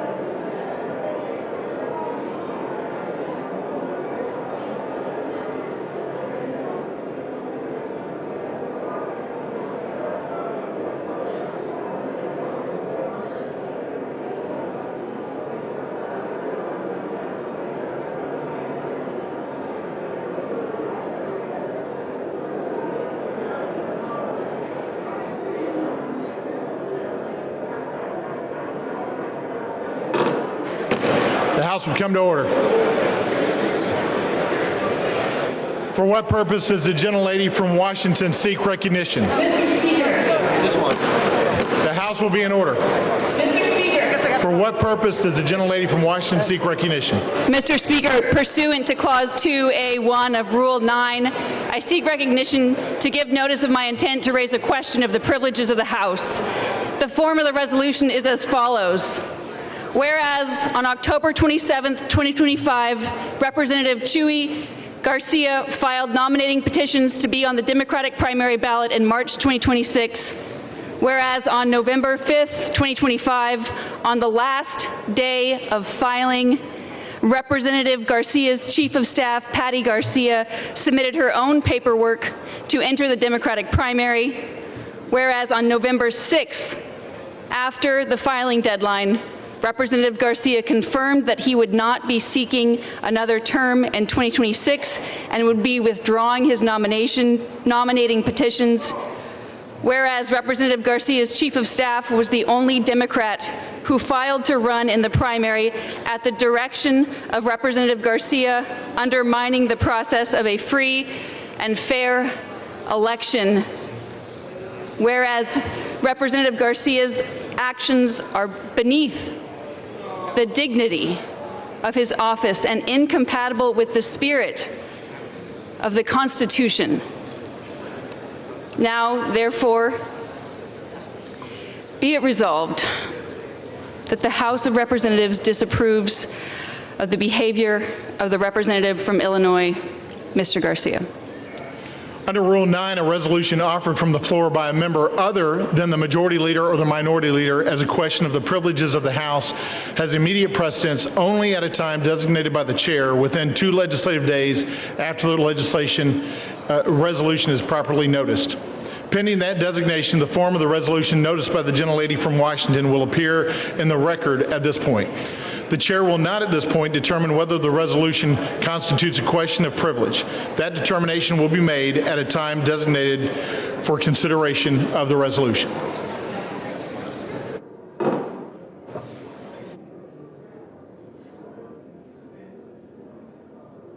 The House will be in order.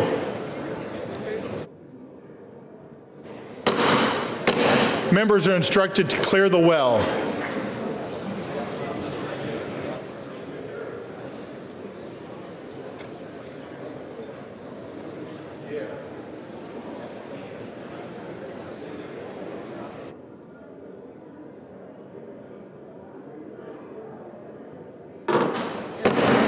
The House will be in order and members will clear the well. For what purpose does the gentleman from Illinois seek recognition? Mr. Speaker, pursuant to House Resolution, I'm sorry. Who did? I don't know. I think you recognize someone else. I'm not sure. Oh. Will the gentleman repeat his request at a microphone? Will the gentleman find a microphone and repeat his request? Mr. Speaker, I would like to ask unanimous consent to address the body, the will. Not recognized for that purpose. Thank you, Mr. Speaker. I'd like to thank. Recognized. I'd like to thank the Honorable. Hello. The House will be in order. The well will be cleared. All members will clear the well. For what purpose does the gentleman from Oklahoma seek recognition?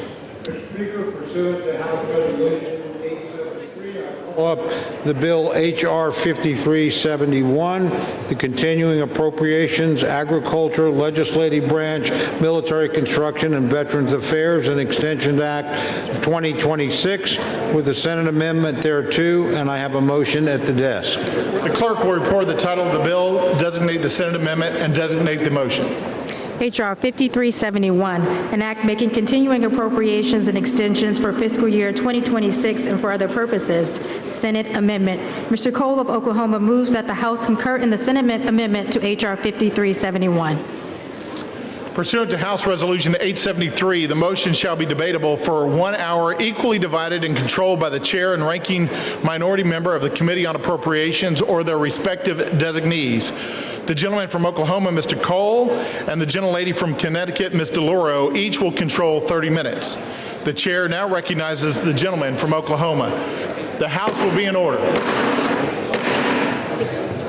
The gentleman is recognized. Thank you, Mr. Speaker. Mr. Speaker, I ask unanimous consent that all members have 5 legislative days to revise and extend their remarks and include extraneous material on the measure under consideration.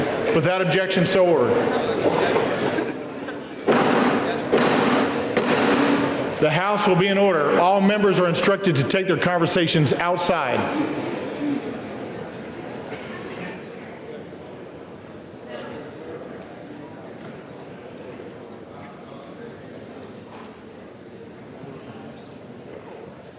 The gentleman from Oklahoma is recognized. Thank you, Mr. Speaker. Mr. Speaker, I yield myself such time as I may consume. The gentleman is recognized. Thank you. I rise today in support of the Continuing Appropriations, Agriculture, Legislative Branch, Military Construction, and Veterans Affairs and Extension Act of 2026. History reminds us, Mr. Speaker, that shutdowns never change the outcome. The only cost is paid by the American people. Over the last 43 days, the facts did not shift, the votes required did not shift, the path forward did not change. The only thing that did move was the level of pain Democrats inflicted on the nation. For 6 long weeks, Americans have paid the price for a shutdown they neither caused nor deserved. The pain has been all too real for far too many Americans, including families struggling without paychecks, seniors on the brink of hunger and food assistance lapse, airports in chaos, the communities bracing as programs that they rely on were stalled or stopped altogether. And with yesterday being Veterans Day, we especially reflect on the impact of this shutdown on those who served our nation, past and present. Our military families were left wondering if they would be paid. Thanks to President Trump, they were. Yet this is not how the greatest nation in the world should function. Today, that changes.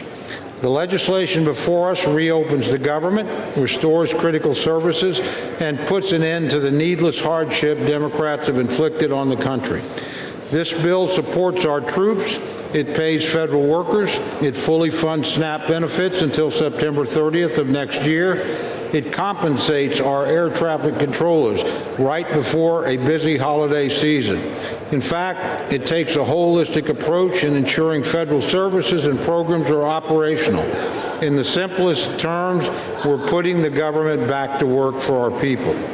The bill is fundamentally the same responsible approach House Republicans offered on September 19th, but with an important addition: 3 full-year appropriations bills for FY26. These bipartisan, bicameral full-year appropriations bills cover the Military, Construction, and Veterans Affairs, Legislative Branch, and Agricultural, Rural Development, and Food and Drug Administration divisions. Once passed, we will have full-year funding in place for many of our most crucial programs. Military construction needs will be met for a full year, as will medical programs for our nation's veterans. The legislative branch will be properly resourced, including critical funding enhancements for the Capitol Police and for member security. And agriculture, food, and nutrition programs like WIC and SNAP will be fully funded to help vulnerable people in need. Importantly, this legislation delivers member-driven community project funding in both the military construction and agricultural division, which will direct resources back into the hands of the communities we represent. This was a top priority for the Appropriations Committee, and we achieved it while holding overall spending levels in check. It's responsible appropriations progress like this that causes me to reflect on an important message to our friends in the Democratic leadership. My sincere apologies to Minority Leaders Jeffries and Schumer, but after today, you will no longer get to hold the government hostage, and you will not get to force a rushed, pork-filled Christmas omnibus at the end of the year. Republicans have actively restored a responsible line-by-line process. Over the next few months, we will continue this work and efforts through regular order. This Article 1 advancement is an accomplishment that every member of this chamber can be proud of, regardless of party. Yet some still need to decide what they stand for today. So to my colleagues on the other side of the aisle, do you want the leverage or do you want to legislate? Do you treat Americans as collateral damage or as constituents? And do you answer to your caucus or your country? For Republicans, the answer has been clear for the last 43 days. We have and we will continue to put Americans first. Democrats can join us. They have an opportunity to make the responsible choice to reopen our government and pass 3 official full-year appropriations bills. 8 Senate Democrats saw reason and did exactly that. I hope House Democrats do the same. True courage is taking responsible action for the nation, even when politics makes it inconvenient. Let's reopen the government and get back to work. With that, Mr. Speaker, I reserve the balance of my time. The gentleman from Oklahoma reserves. The gentlelady from Connecticut is recognized. Thank you, Mr. Speaker. The House is not in order. Thank you. House will be in order. Thank you very much, Mr. Speaker. I yield myself 7 minutes. The gentlelady is recognized. I rise in opposition to this bill that does nothing, not one thing, to address the Republican health care crisis amid a cost of living crisis. More than 20 million Americans will have to pay double, even triple their monthly insurance premiums in just a matter of weeks. And this bill leaves families without even a glimmer of hope that their costs might go down. Energy prices are up, grocery prices are up, housing costs are up. When 2/3 of American workers are living paycheck to paycheck, you can understand why the most important issue on their minds is affordability. What does President Trump say? And I quote, "Affordability is a con job," end quote. How out of touch can you be? Mr. President, start to listen to the American people, not your millionaire, billionaire friends. President Trump and my Republican colleagues refused to address this issue. They continued to avoid it. They were so intent on avoiding it that they shut down the government instead of dealing with it. Speaker Johnson has indicated that he will not deal with it. He has shown no interest in holding a vote on extending the health care subsidies, which would prevent monthly costs from soaring. Republicans have tried to say they will deal with this problem their own way, but they have no plan. They are trying to repeal the Affordable Care Act, as they have been trying to do unsuccessfully for 15 years. However, they are poised to succeed, which is why it is so important for this continuing resolution to fail. President Trump and Republicans, their plan is to drive up prices for everybody, compounding the cost of living crisis. More than 2 million Americans are expected to lose their health insurance next year because it has simply become too expensive. There are more than 50 pages of health care provisions in this bill. Not one of them stops costs from skyrocketing at the beginning of next year. Not one of them offers relief to American families being squeezed tighter and tighter by the Republican crisis. There is one group of people, however, who will receive some relief thanks to this bill. United States senators who may have participated in an insurrection, snuck into this bill at the 11th hour by Senate Republicans, is a provision to pay out at least $1 million each to 8 United States senators implicated in the January 6th insurrection. Understand, this is a corrupt precedent. This is where members can profit from their own votes. It's the fleecing of the American people, which they get and understand. At the same time, this bill excludes a provision that will order a plaque to be hung that honors the police officers who put their lives on the line to defend our democracy from that same insurrection. What a contrast. It is yet another instance of this administration's shameless corruption that is financially ruining American families. While there is $230 million for the president to pay himself from the Department of Justice, $8 million for some of his closest Senate allies, $200 million for a pair of private jets for the Department of Homeland Security Secretary, $40 billion to Argentina, the American people are left with nothing but higher costs. This bill also fails to fully cover the Toxic Exposure Fund, which was created to support veterans exposed to burn pits and Agent Orange. We made a promise to stand by the men and women who served our country in uniform. This bill does not live up to that promise. You know, Republicans need to stop taking photographs with veterans and then vote against their health care. Those who lead in the appropriations process here believe in the constitutional power of the purse. And over the past month, President Trump has been firing federal workers en masse. And when his administration has failed there, they have made life so miserable for federal workers that they had no choice but to leave. Federal workers should be, and I quote, "traumatically affected." Those are the words of the Office of Management and Budget Director Russ Vought, an unelected bureaucrat The federal workforce has dwindled by 200,000 since January, jeopardizing the public services that so many people rely on. Spare us your false concern. And since January, this administration has been stealing from our communities, withholding as much as $410 billion in funding approved by Democrats and Republicans, House, Senate, signed into law, and they are illegally blocking authorized funds from being distributed. Even now, as we debate this bill, the Trump administration is arguing to the Supreme Court that they should be allowed to withhold food stamp funding that Congress lawfully approved.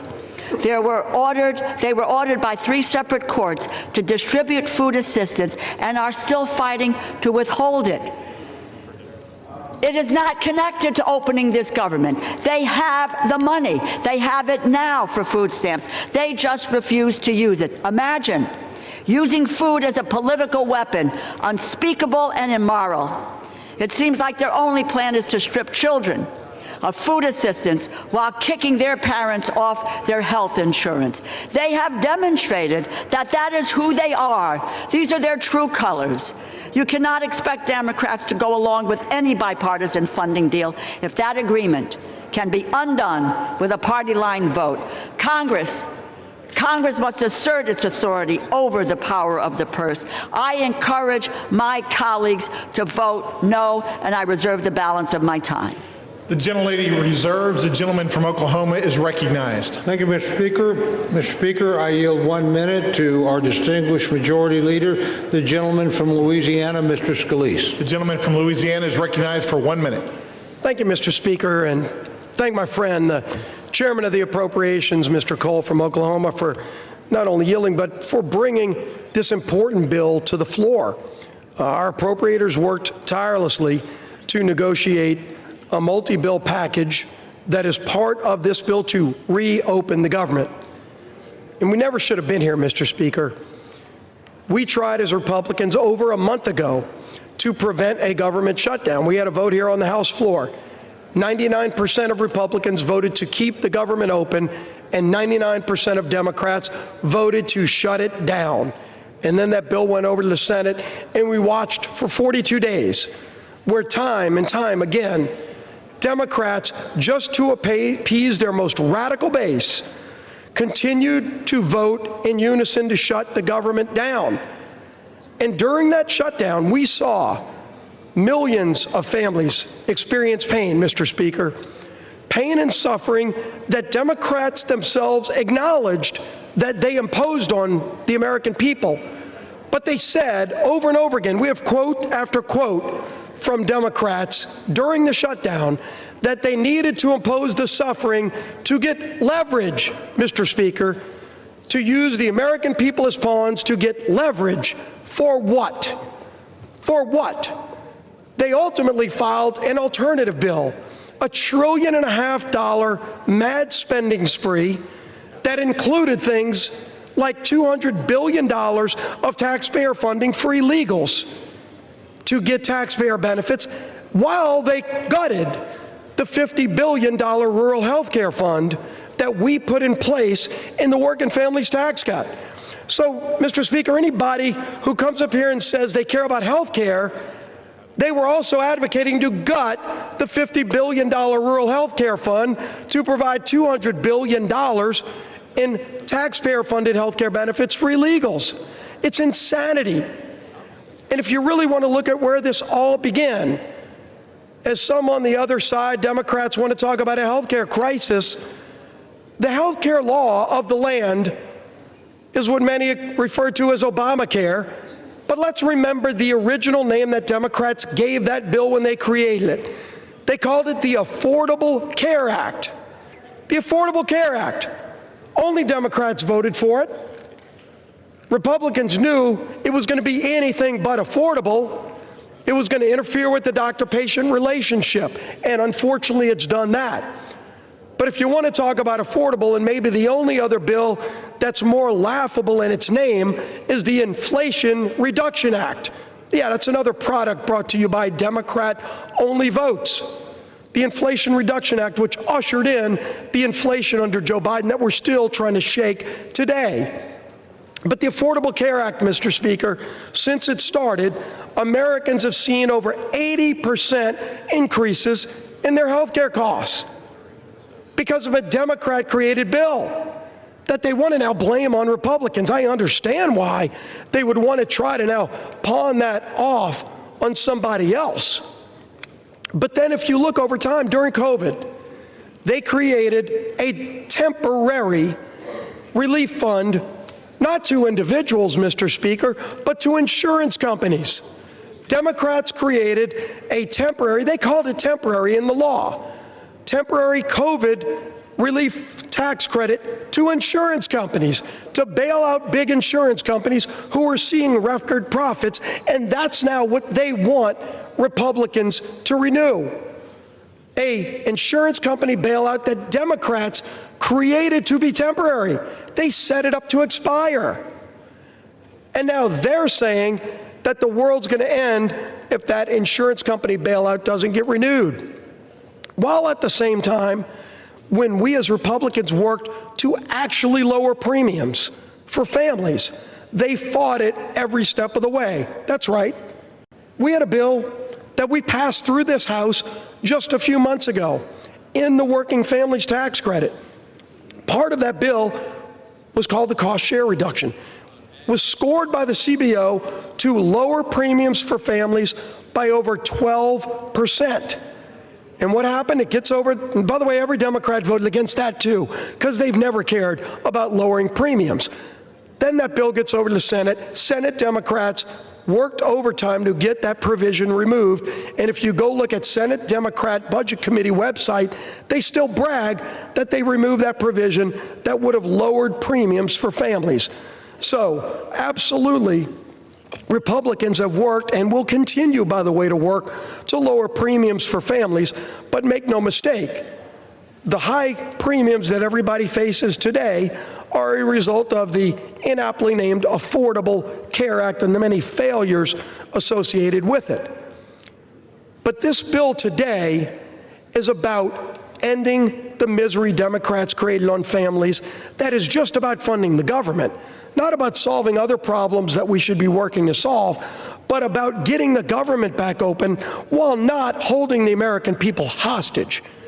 And that, Mr. Speaker, is what has disgusted the American people most during this shutdown. That should have never happened, but it's that it has caused real suffering for American families. Our men and women in uniform that had to wonder whether or not they're going to get paid. Air traffic controllers who already had a highly stressful job and then had to show up for work without getting paid. Multiple paychecks missed. Now you're seeing, because a lot of those air traffic controllers have to go work jobs as Uber drivers. They aren't even being able to show up for work because they still have bills due, their rent's due. They're trying to put food on their table, and Democrats want to vote no tonight to keep denying them food. The 42 million SNAP recipients, those people that are low income that need those food benefits, if you vote no today, you are voting to deny those 42 million low-income families basic food needs. Don't talk about how much you care about low-income people and vote no tonight to deny them food, basic services, basic things that American families need who shouldn't be part of the leverage Democrats want to show their radical base that they're fighting Donald Trump because they're upset with the results of the election from November. It is time to end this madness, Mr. Speaker. Let's get this government back open. Let's go negotiate our differences, which are many, but let's do it while not continuing to hold the American people hostage. I urge my Democrat colleagues who have voted relentlessly to shut this government down and to impose this suffering on the American people to stop. Stop imposing the suffering. Let's open the government. Let's get back to the work of the American people. I yield back the balance of my time. The gentleman from Louisiana yields back. Does the gentleman from Oklahoma reserve? Thank you, Mr. Chair. I do, Mr. Speaker. The gentleman reserves. The gentlelady from Connecticut is recognized. I remind the Majority Leader that a 60-year-old couple earning $82,800 per year, annual premiums will rise by over $17,000, a 255% increase. It now gives me great pleasure to yield 3 minutes to the gentleman from Georgia, the distinguished ranking member of the Agricultural and Rural Development Subcommittee, Mr. Bishop. The gentleman from Georgia is recognized for 3 minutes. Thank you, Ranking Member DeLauro. As Ranking Member of the Agriculture, Rural Development, and FDA Subcommittee, I rise to oppose this bill. Though it does represent, for the most part, solid bipartisan work to provide investments in agriculture in rural America, I am disappointed that the rest of it falls far short of the needs of most Americans. Healthcare providers and patients are frustrated and frightened by the imminent skyrocketing of healthcare costs caused by the loss of the ACA tax credits and cuts to Medicaid, Medicare, and life-saving biomedical research. My constituent, Angela Holmes, is unable to walk without debilitating pain. She's worried that without tax credits, she won't be able to afford health insurance to complete the multiple back surgeries she needs. For many Georgians, health care is a matter of life and death. Our Republican colleagues could have corrected this in the Rules Committee, but they rejected an amendment last night that would have lowered health premium costs. To me, that's unconscionable. So are the administration's actions during the shutdown. As a Christian, I'm outraged that USDA used the shutdown to illegally withhold SNAP from 42 million Americans. USDA had the chance to do the right thing and use designated contingency funds, but rejected it. And when ordered to do so by the courts, they fought all the way to the Supreme Court to keep hungry families from receiving food. America produces the highest quality, safest, most affordable, and abundant food, fiber, and medicine anywhere in the world. To that end, this bill provides many welcome investments. It fully funds SNAP and WIC, replenishes the SNAP and WIC contingency funds, and fully funds cash value vouchers for fruits and vegetables for women and children. It also helps rural America by providing $1 billion in single-family direct home loans, $120 million over the House level, and funding water and wastewater programs at $446 million, both issues that Democrats tried to address in full committee. The bill provides $1.8 billion for the Agricultural Research Service, $1.6 billion for NIFA, protecting farmers, small businesses, and families against President Trump's budget request to eliminate land-grant university research and extension activities across the country. I'm pleased to see that the bill language requires USDA to notify Congress before canceling grants over $1 million. The agricultural portion of this bill does make positive steps in the right direction. The bill discards many of the harmful policy riders, which in the House bill, yet it does not go far enough to negate House language falsely questioning the safety of mifepristone and encouraging FDA to explore liability protections for certain infant formula manufacturers, over which the agency has absolutely no jurisdiction.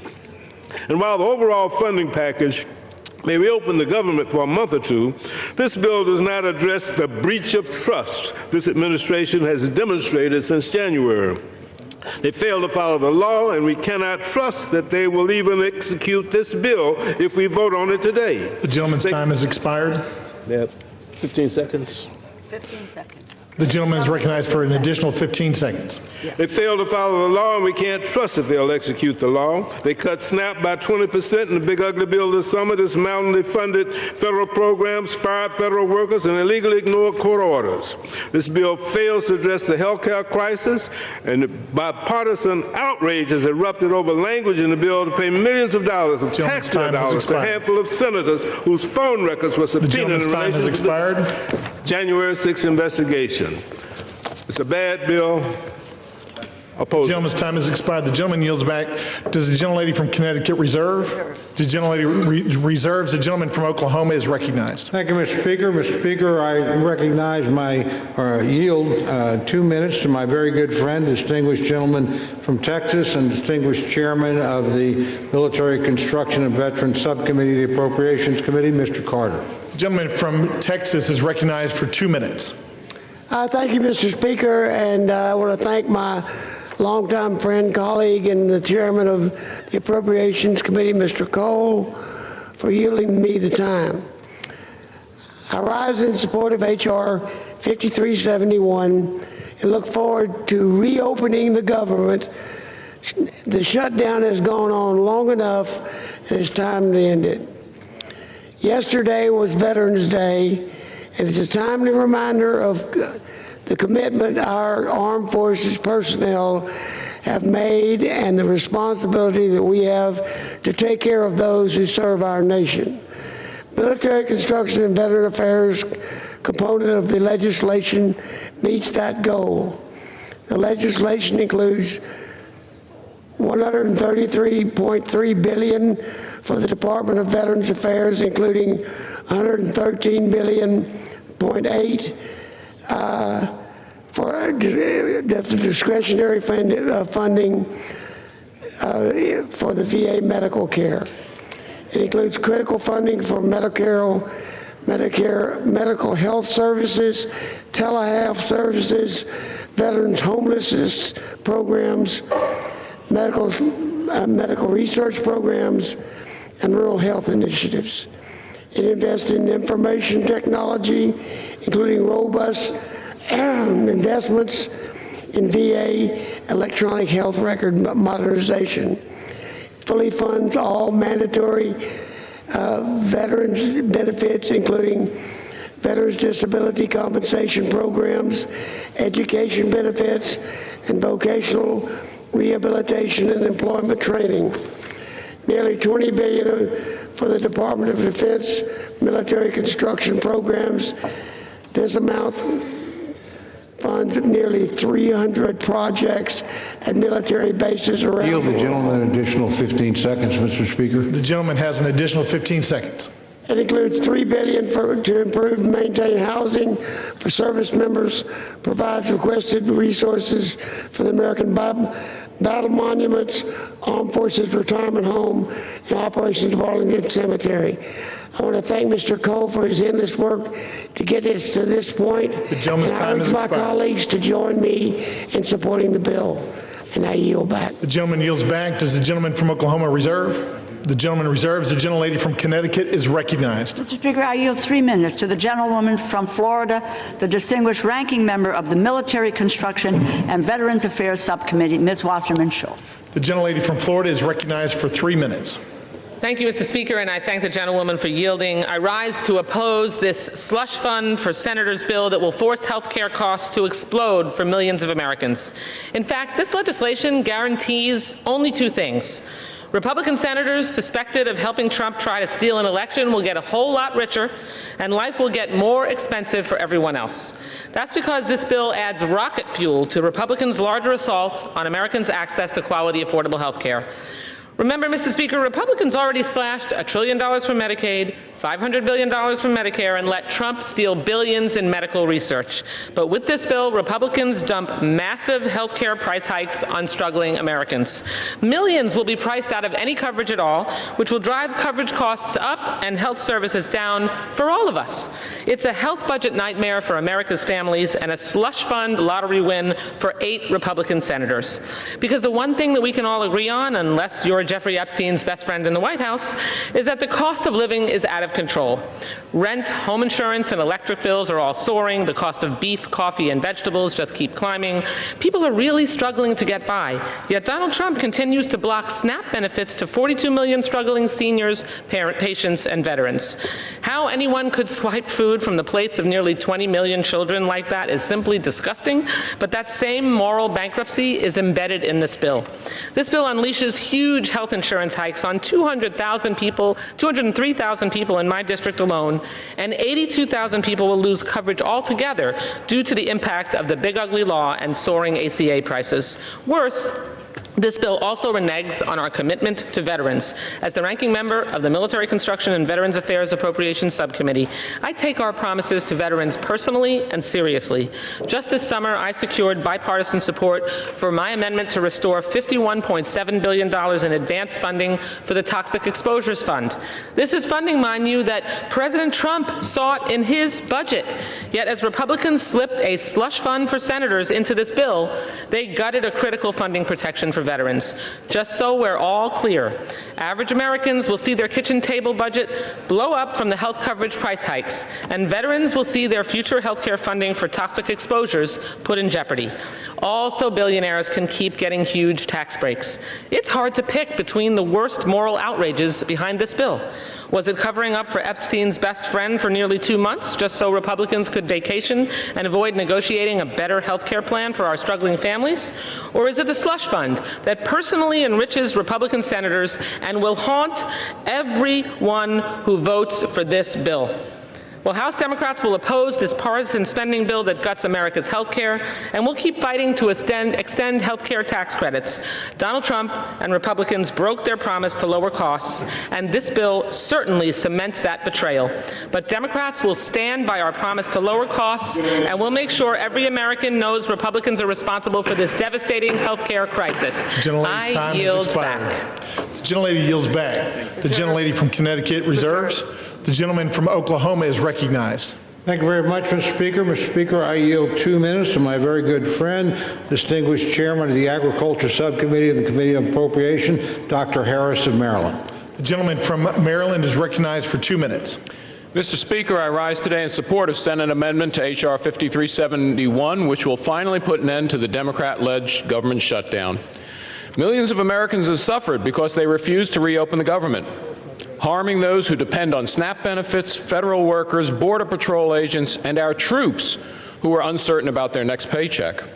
This legislation extends government funding to the end of January 2026, thereby blocking attempts to force a budget-busting omnibus at the last minute before Christmas. It also includes the FY 2026 Agriculture, Rural Development, and Food and Drug Administration Appropriations Act. Republicans have effectively locked in disciplined, flat spending levels while supporting the Trump administration's policy priorities. The agriculture bill provides $26.65 billion in discretionary spending, which is level with the current amounts, while also including community project funding. This bill provides critical funding support to America's farmers, ranchers, and rural communities. It ensures both USDA and FDA can safeguard our nation's food and drug supply, and fully funds nutrition programs, including SNAP and WIC.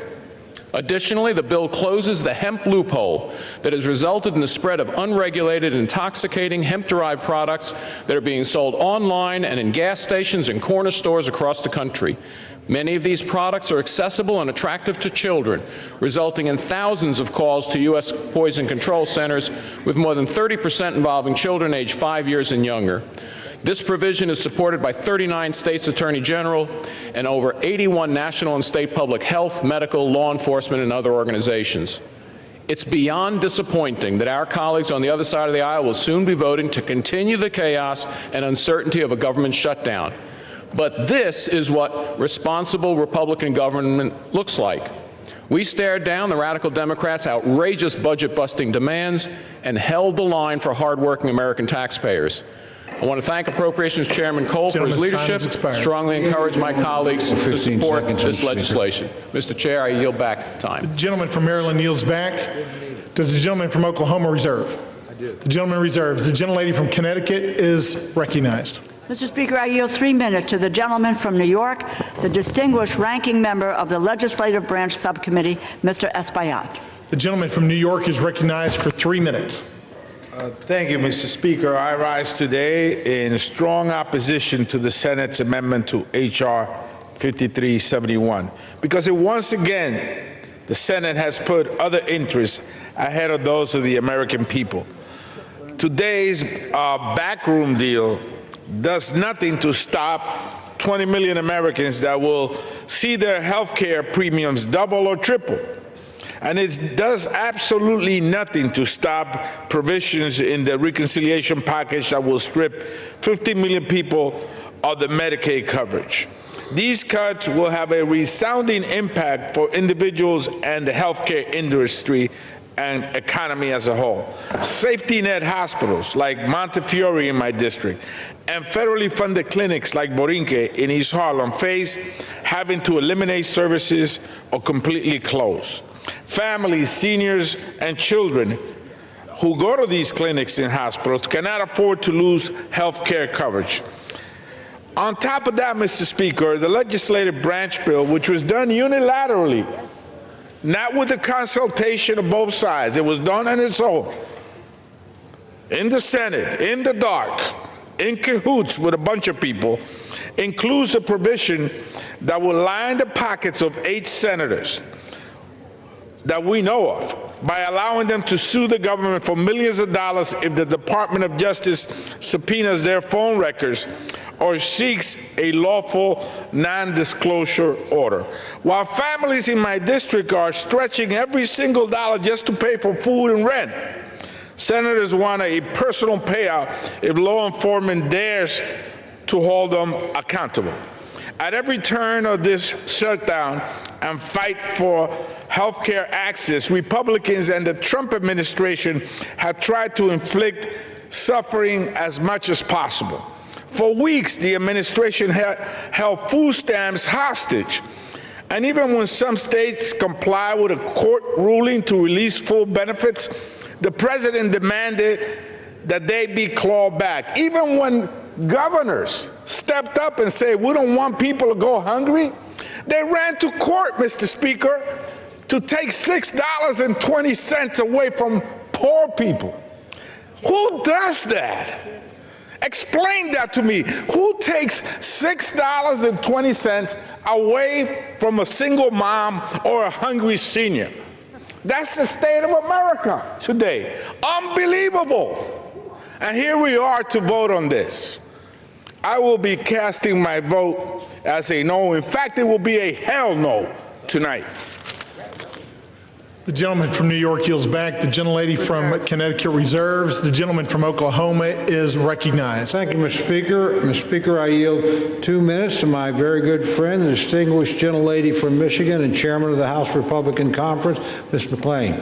The gentlelady from Michigan is recognized for 2 minutes. Thank you, Mr. Chairman, and thank you, Mr. Speaker. And God, I love the compassion and the passion on the other side of the aisle.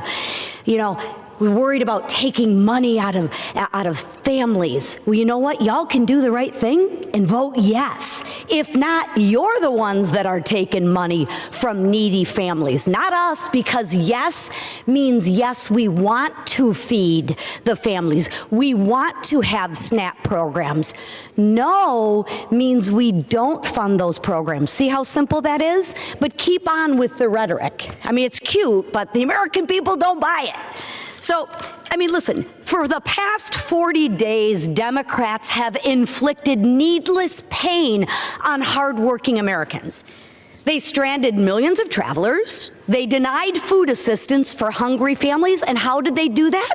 When you vote no to continue funding, that means you deny food stamps for hungry families. No means no, you don't want to pay them. Yes, like the Republicans vote, that means yes, we do want to pay them. So, you know, they left our troops wondering when they'd get their next paycheck. And for what, Mr. Speaker? To use the American people as leverage. Don't take my word for it, take theirs.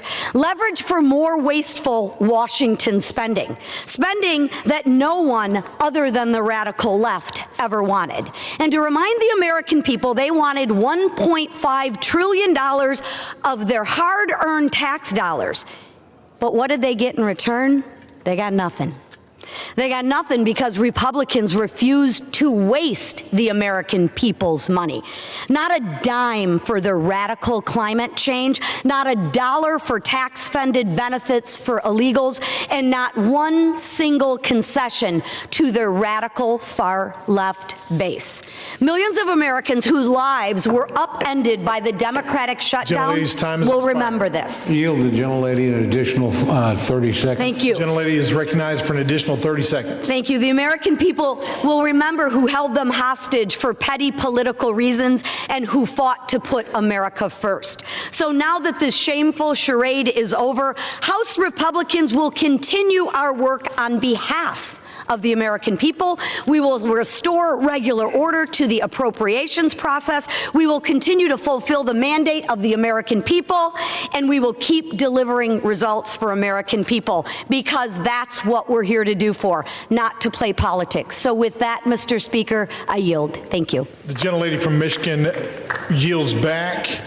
The gentleman from Oklahoma reserves. Before we move on, members are advised to direct their comments to the chair and not to engage in personalities.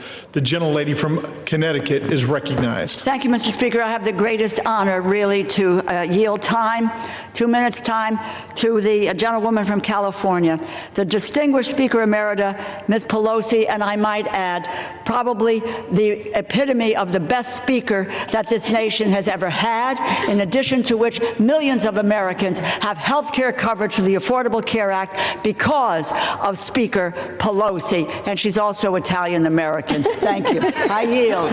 And a grandmother. The gentlelady from California is recognized. Thank you, Mr. Speaker. I thank the gentlewoman for yielding, Madam Chair, once and future Chair of the Appropriations Committee, and thank her for her leadership and her kind words. I take heed, Mr. Speaker, of your comment to address my remarks to you and not to your colleagues. So I can say to you, and perhaps you can tell them, either they don't know what they're talking about or they don't care about meeting the needs of the American people.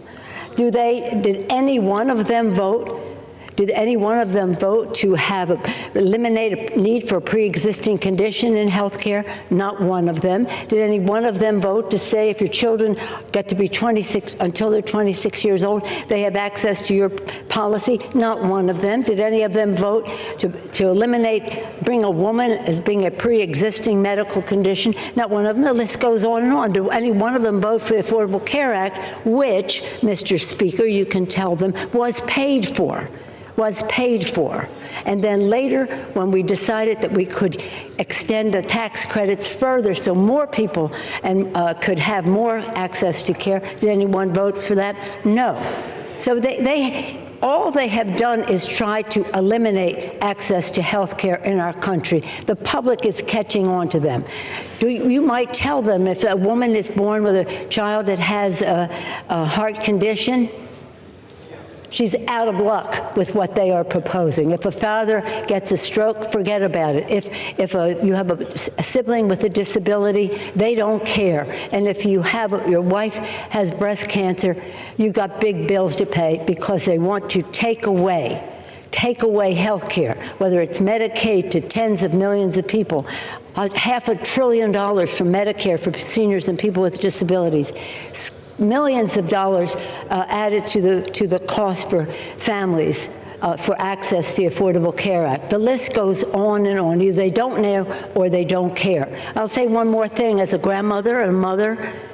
How about the President of the United States on Halloween night having a Halloween party, and saying to the Supreme Court, please don't make me feed the children or the poor people in our country. Going to the Supreme Court for that means cruelty is not even comes close to the word that is needed for that kind of behavior. The worst president for children America has ever seen. I yield back. The gentlelady from California yields back. The gentlelady from Connecticut reserves. The gentleman from Oklahoma is recognized. Thank you, Mr. Speaker. Mr. Speaker, I yield 2 minutes to my very good friend, distinguished gentleman from West Virginia and member of the Legislative Branch Subcommittee and Committee of Appropriations, Mr. Moore. The gentleman from West Virginia is recognized for 2 minutes. Thank you, Mr. Speaker. I rise today to support the Senate amendment to H.R. 5371, which includes full funding for the legislative branch. I'm honored to serve as the vice chairman of the Legislative Branch Subcommittee, and I'm grateful to Chairman Valadao for his leadership on that committee. It has been a long road to bring this bill to the floor, a road that was made significantly longer by totally unnecessary Schumer shutdown that we've been living in. The bill before us not only reopens the entire government, but ensures that the House and its supporting agencies remain working for the American people. The bill invests in safety and security. It increases funding for the Capitol Police, provides support for security programs through the House Sergeant at Arms, and is tough on foreign adversaries, including language I wrote, preventing the purchase of technology tied to the Chinese Communist Party. majority. I want to thank Chairman Cole for his leadership and Ranking Member Espaillat and our subcommittee members and their staff and our staff and their work. And I urge my colleagues to vote yes. I yield back. The gentleman from West Virginia yields back. The gentleman from Oklahoma reserves. The gentlelady from Connecticut is recognized. Mr. Speaker, I yield 1 minute to the gentlewoman from Ohio, the distinguished ranking member of the Energy and Water Subcommittee, Ms. Capter. The gentlelady from Ohio is recognized for 1 minute. I thank the ranking member for yielding, Congresswoman DeLauro. Congress today should vote for affordable health insurance for Americans and reduce its rising costs. Instead, in the dead of night, 8 Senate Republicans slipped into this bill a payola for themselves, literally raking millions of dollars to themselves. This payola, it's called corruption. Corruption. Millions of taxpayer dollars now are slated for Senators Graham, Hagerty, Hawley, Sullivan, Tuberville, Johnson, Loomis, and Blackburn. Each is teed up to personally rake in a minimum of $500,000 up to $1.5 million. Meanwhile, the American people need more affordable health insurance, but these senators, with their House allies, are lining their own pockets. I say no more tax breaks to billionaires and no payoffs to U.S. senators. This is what happens when power serves itself instead of the people. This isn't leadership, it's corruption disguised as legislation. Will the gentleman yield me 10 seconds? The gentlewoman's time has expired. No? Let's cleanse America of disgusting corruption. Power corrupts, absolute power corrupts absolutely. I yield. The gentleman from Connecticut reserves. The gentleman from Oklahoma is recognized. Thank you very much, Mr. Speaker. Mr. Speaker, I yield 2 minutes to my very good friend, distinguished member from Washington and distinguished member of the Appropriations Committee, Mr. Newhouse. The gentleman is recognized. Thank you, Mr. Cole, for yielding the time. Mr. Speaker, over 40 days after the Senate Democrats shut down the federal government, we are finally reopening.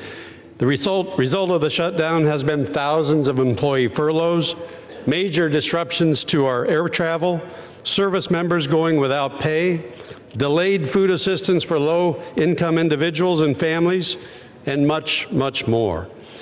Mr. Speaker, as a member of the House Appropriations Committee, the responsibility of funding the federal government is one that I take very seriously, especially in light of our nation's debt surpassing $38 trillion. The performative tactics that we have watched over the last 7 weeks have truly been a disservice to Americans.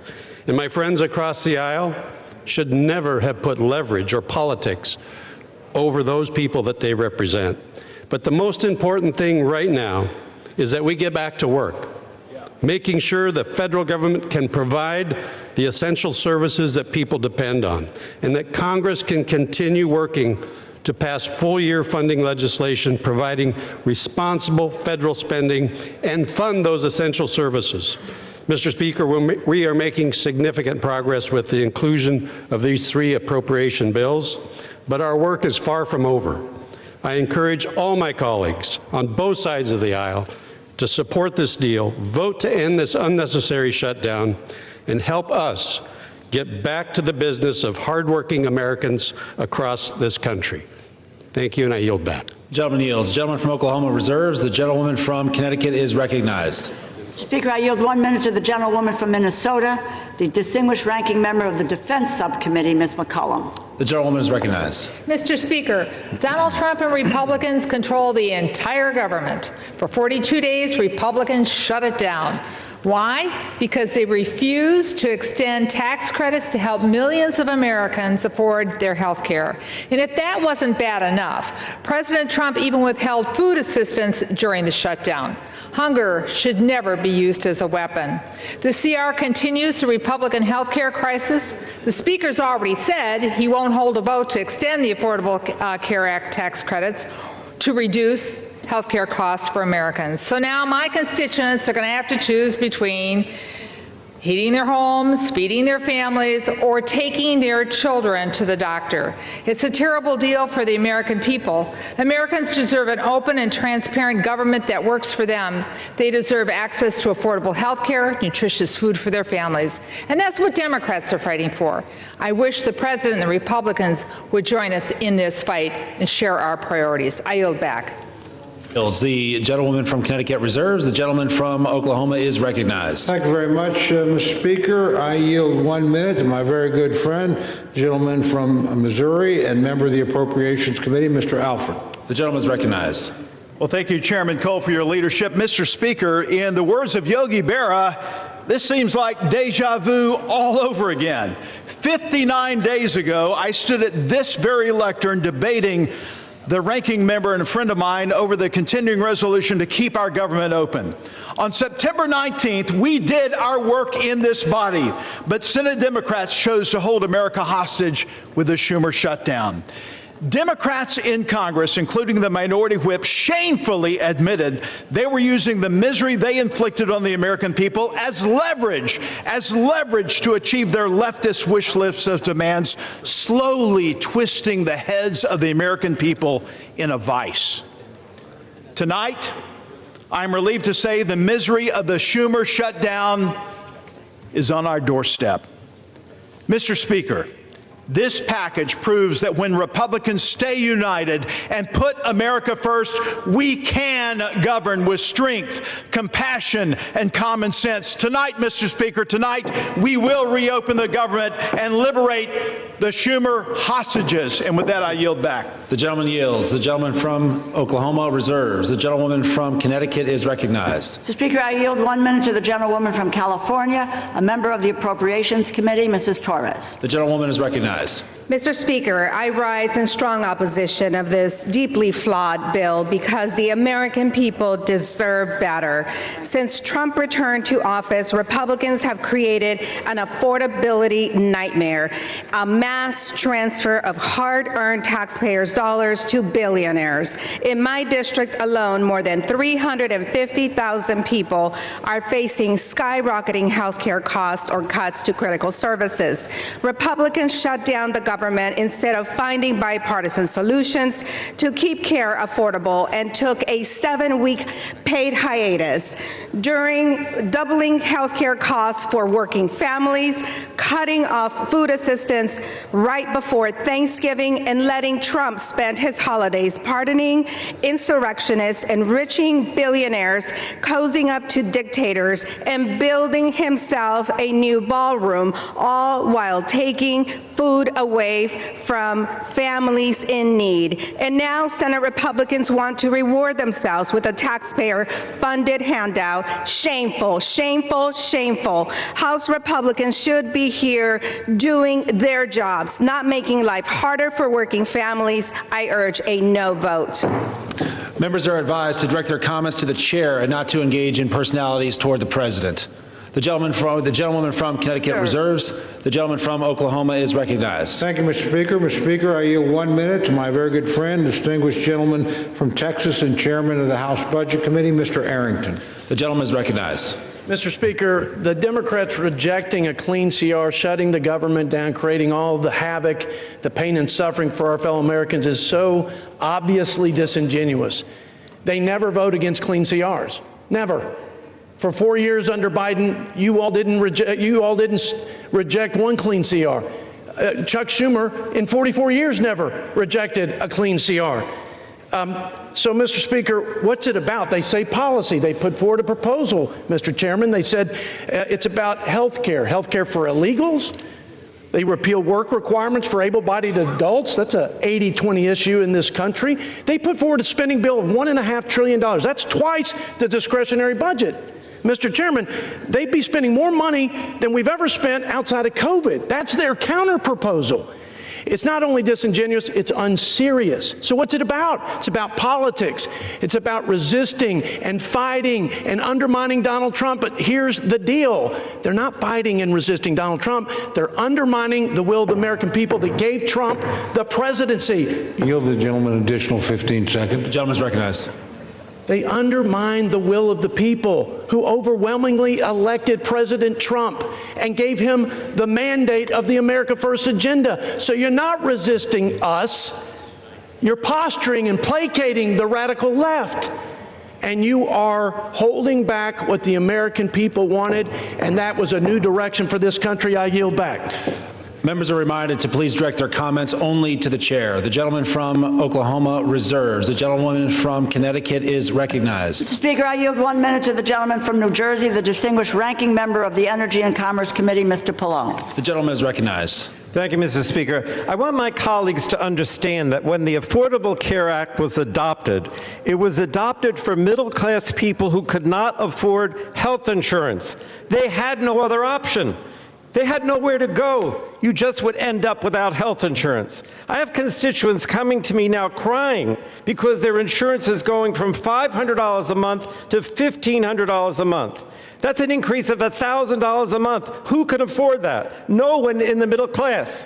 At the end of 2024, last year, during a Democratic administration, the number of insured Americans was at a record high of about 95%.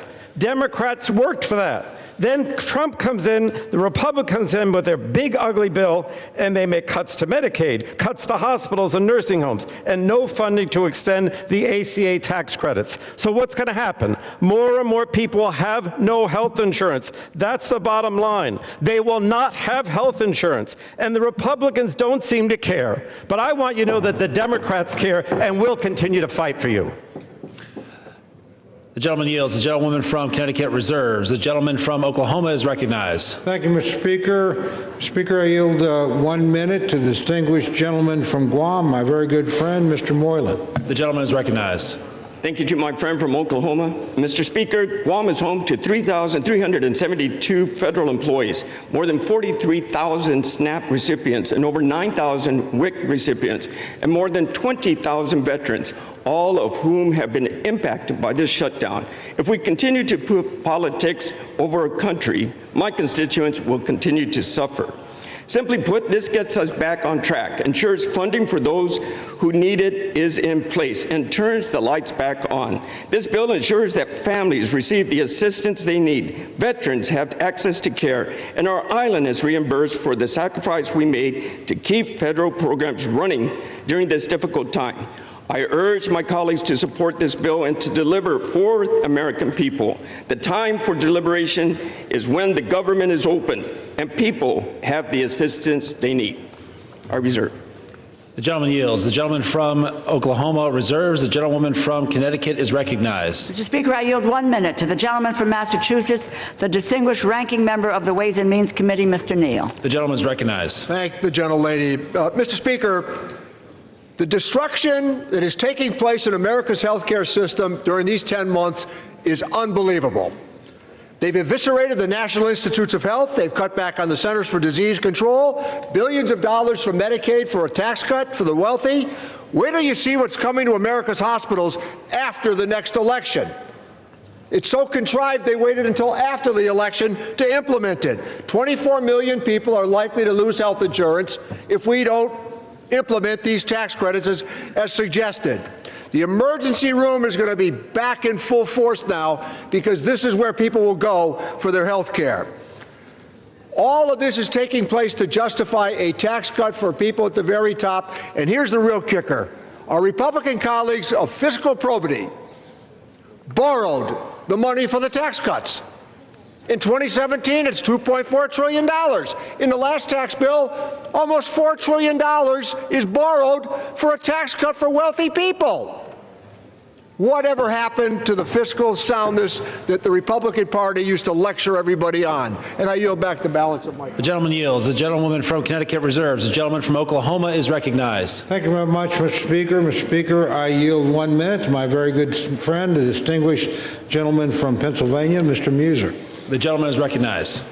I thank Chairman Cole for his leadership. Mr. Speaker, if this were a library, we would have the fiction side over there and the nonfiction side over here. The only thing that's not fiction, however, is their consistent criticism of the healthcare system known as Obamacare that they created. That's what this fight seems to be about. And that's the one end of things that is truthful.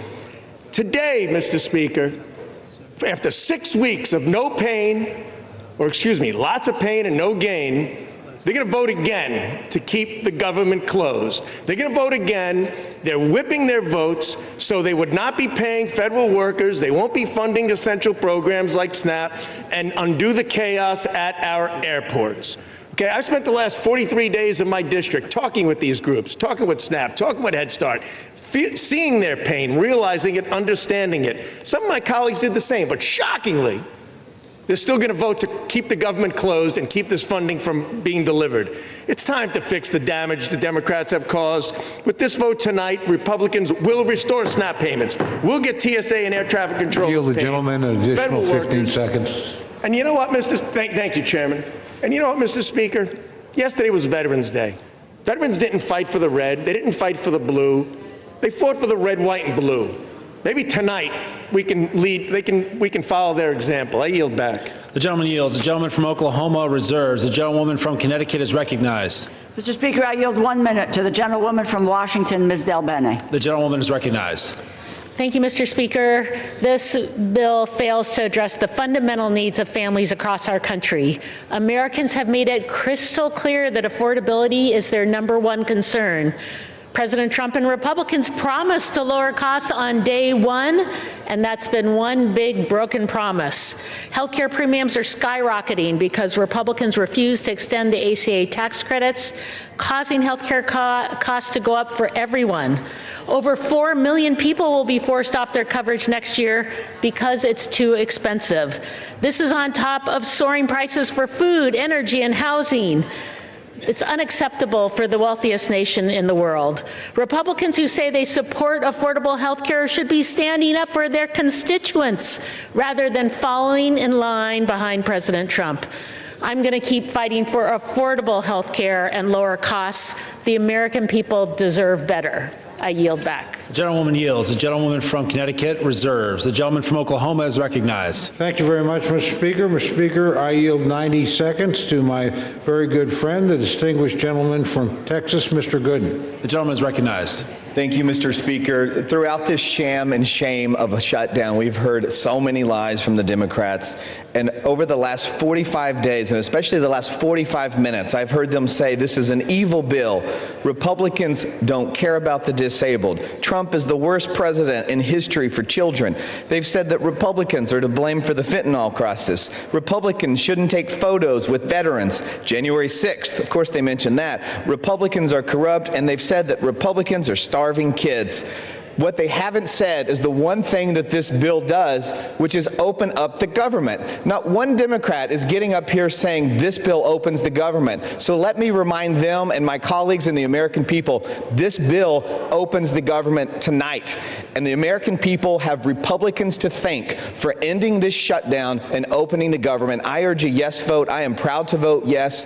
And I am so disappointed in my Democratic colleagues, because for the life of me, throughout my time in the House, I've heard them talk about how wonderful it is to keep the government open and that a shutdown is so bad and can never happen. And tonight they won't even admit that this bill opens the government, and this is what we need for this country tonight. So I urge a yes vote, and I yield back. The gentleman yields. The gentleman from Oklahoma reserves. The gentlewoman from Connecticut is recognized. Mr. Speaker, I yield 1 minute to the gentlewoman from California, Ms. Barragan. The gentlewoman is recognized. Thank you, Mr. Speaker. I oppose the Republican spending bill that makes health care more expensive for hardworking Americans. While Republicans were on their 7-week-plus vacation, all our constituents were receiving notices of premium increases. A constituent of mine, a lifelong educator, has been told that her premiums will jump from $383 to nearly $1,000. Meanwhile, Trump and Republicans can find money for a fancy ballroom. They can give tax breaks to billionaires.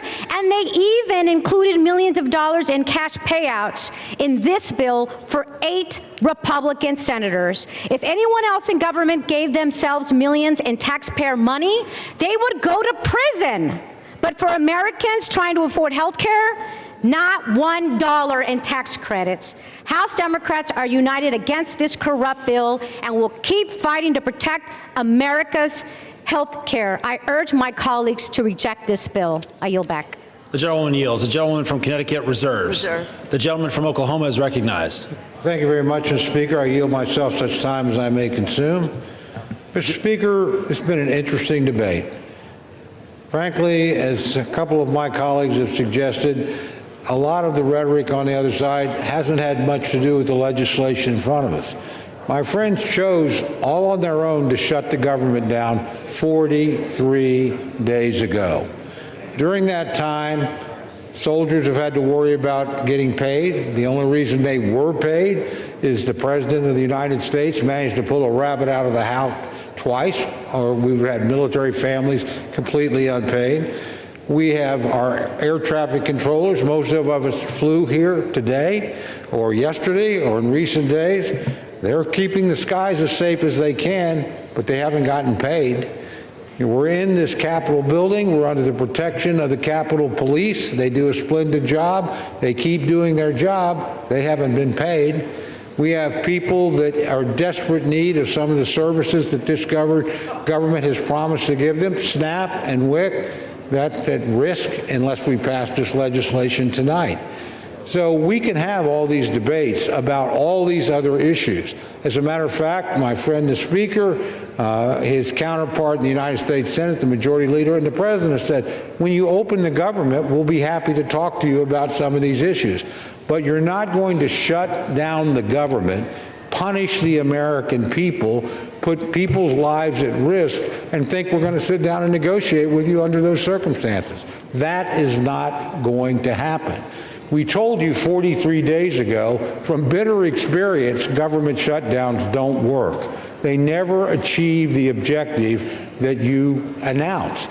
And guess what? You haven't achieved that objective yet, and you're not going to. We did the same thing twice, so I'm not saying that we've got clean hands over here. You guys did it on DACA, didn't work here, not going to work here.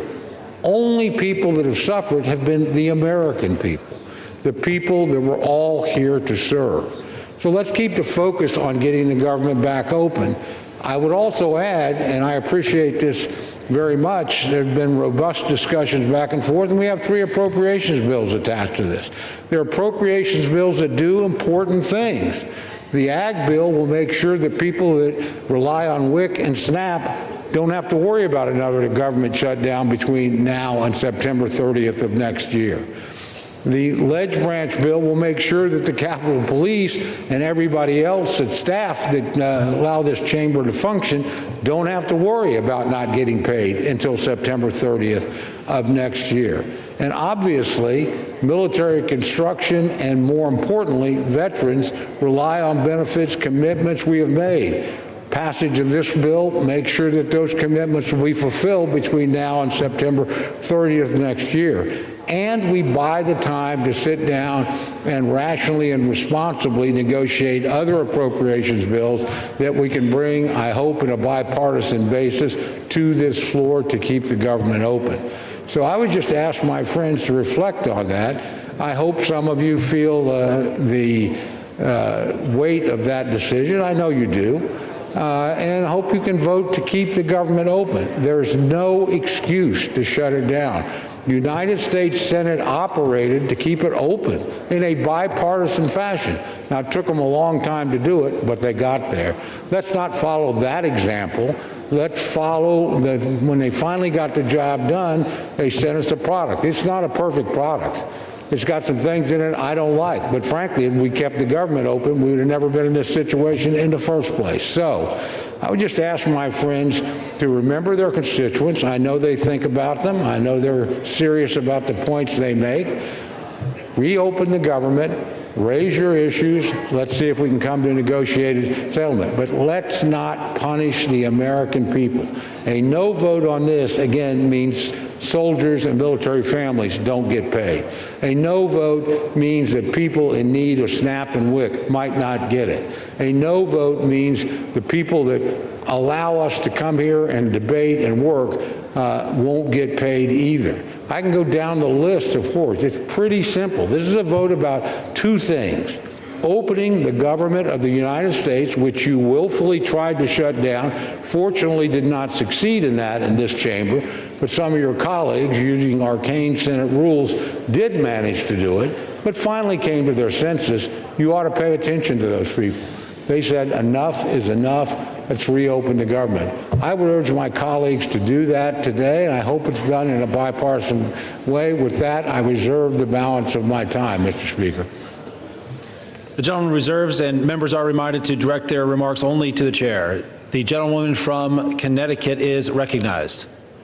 Mr. Speaker, I yield 3 minutes to the gentlewoman from Massachusetts, the distinguished Democratic whip, Ms. Clark. The gentlewoman is recognized. Thank you. Donald Trump said the cost of living crisis is fake news, a con job by the Democrats. Mr. Speaker, 60% of Americans can't afford a basic quality of life. 45% have had to skip a doctor's appointment or a prescription because they can't afford it. 41% are living with medical debt. The American people are simply not making it. Not only is that crisis real, it is a crisis that Republicans promised to solve. Voters believe them. And now, after a 54-day hiatus, what are Republicans doing? They're voting to raise the cost of living. They're voting to make it even harder to get by. Not by some marginal amount. They are doubling, tripling, and quadrupling monthly premiums. And what's the defense? They are looking people in the eye and flat out gaslighting them. Costs aren't up, costs are down. Trump says, I don't want to hear about the affordability. Well, get used to hearing about it. You're going to hear about it a lot because people are feeling it every single day. People can't make rent. They can't afford their prescriptions. They can't afford to take their kid to a doctor. They can't find childcare, and when they find it, they can't afford that either. Grocery and utility bills are spiking. This is the crisis of our time, and it's about to get exponentially worse because the GOP's craven allegiance to billionaires over working people. The cost of living crisis is not fake news. It's not a perception issue. It is daily life for the people that we all represent. So let's do something about it. Let's reject this budget. Let's stop the health care cuts. Let's stop the premium hikes. Let's stop the hospital closures. And let's stop the billionaire giveaways. I yield back. The gentlewoman yields. The gentlewoman from Connecticut reserves. The gentleman from Oklahoma is recognized. Thank you, Mr. Speaker. I reserve. The gentleman reserves. The gentlewoman from Connecticut is recognized. Mr. Speaker, this bill fails to prevent health care costs from skyrocketing. It fails to address the crisis of affordability. It fails to keep our promise to veterans. It provides a $1 million jackpot to 8 senators. It fails to protect Congress's power of the purse. I encourage my colleagues to vote no, and I have the honor of yielding 1 minute to the gentleman from New York, our distinguished Democratic leader, Mr. Hakeem Jeffries. The gentleman is recognized. Thank you, Mr. Speaker, and I thank the distinguished gentlelady, the top Democrat on the House Appropriations Committee, for yielding and for her steadfast leadership on behalf of working families, hard-working American taxpayers in the great state of Connecticut and all across America. Mr. Speaker, I rise today in strong opposition to this woefully inadequate spending bill that fails to decisively address the Republican health care crisis and fails to extend the Affordable Care Act tax credits for tens of millions of Americans. Mr. Speaker, before I say anything further, let me say to our men and women in uniform, to our active duty troops, to our hardworking federal employees, to our civil servants, to our TSA agents, to our Capitol Police, to our staff here in the House of Representatives, to our air traffic controllers, thank you for your service.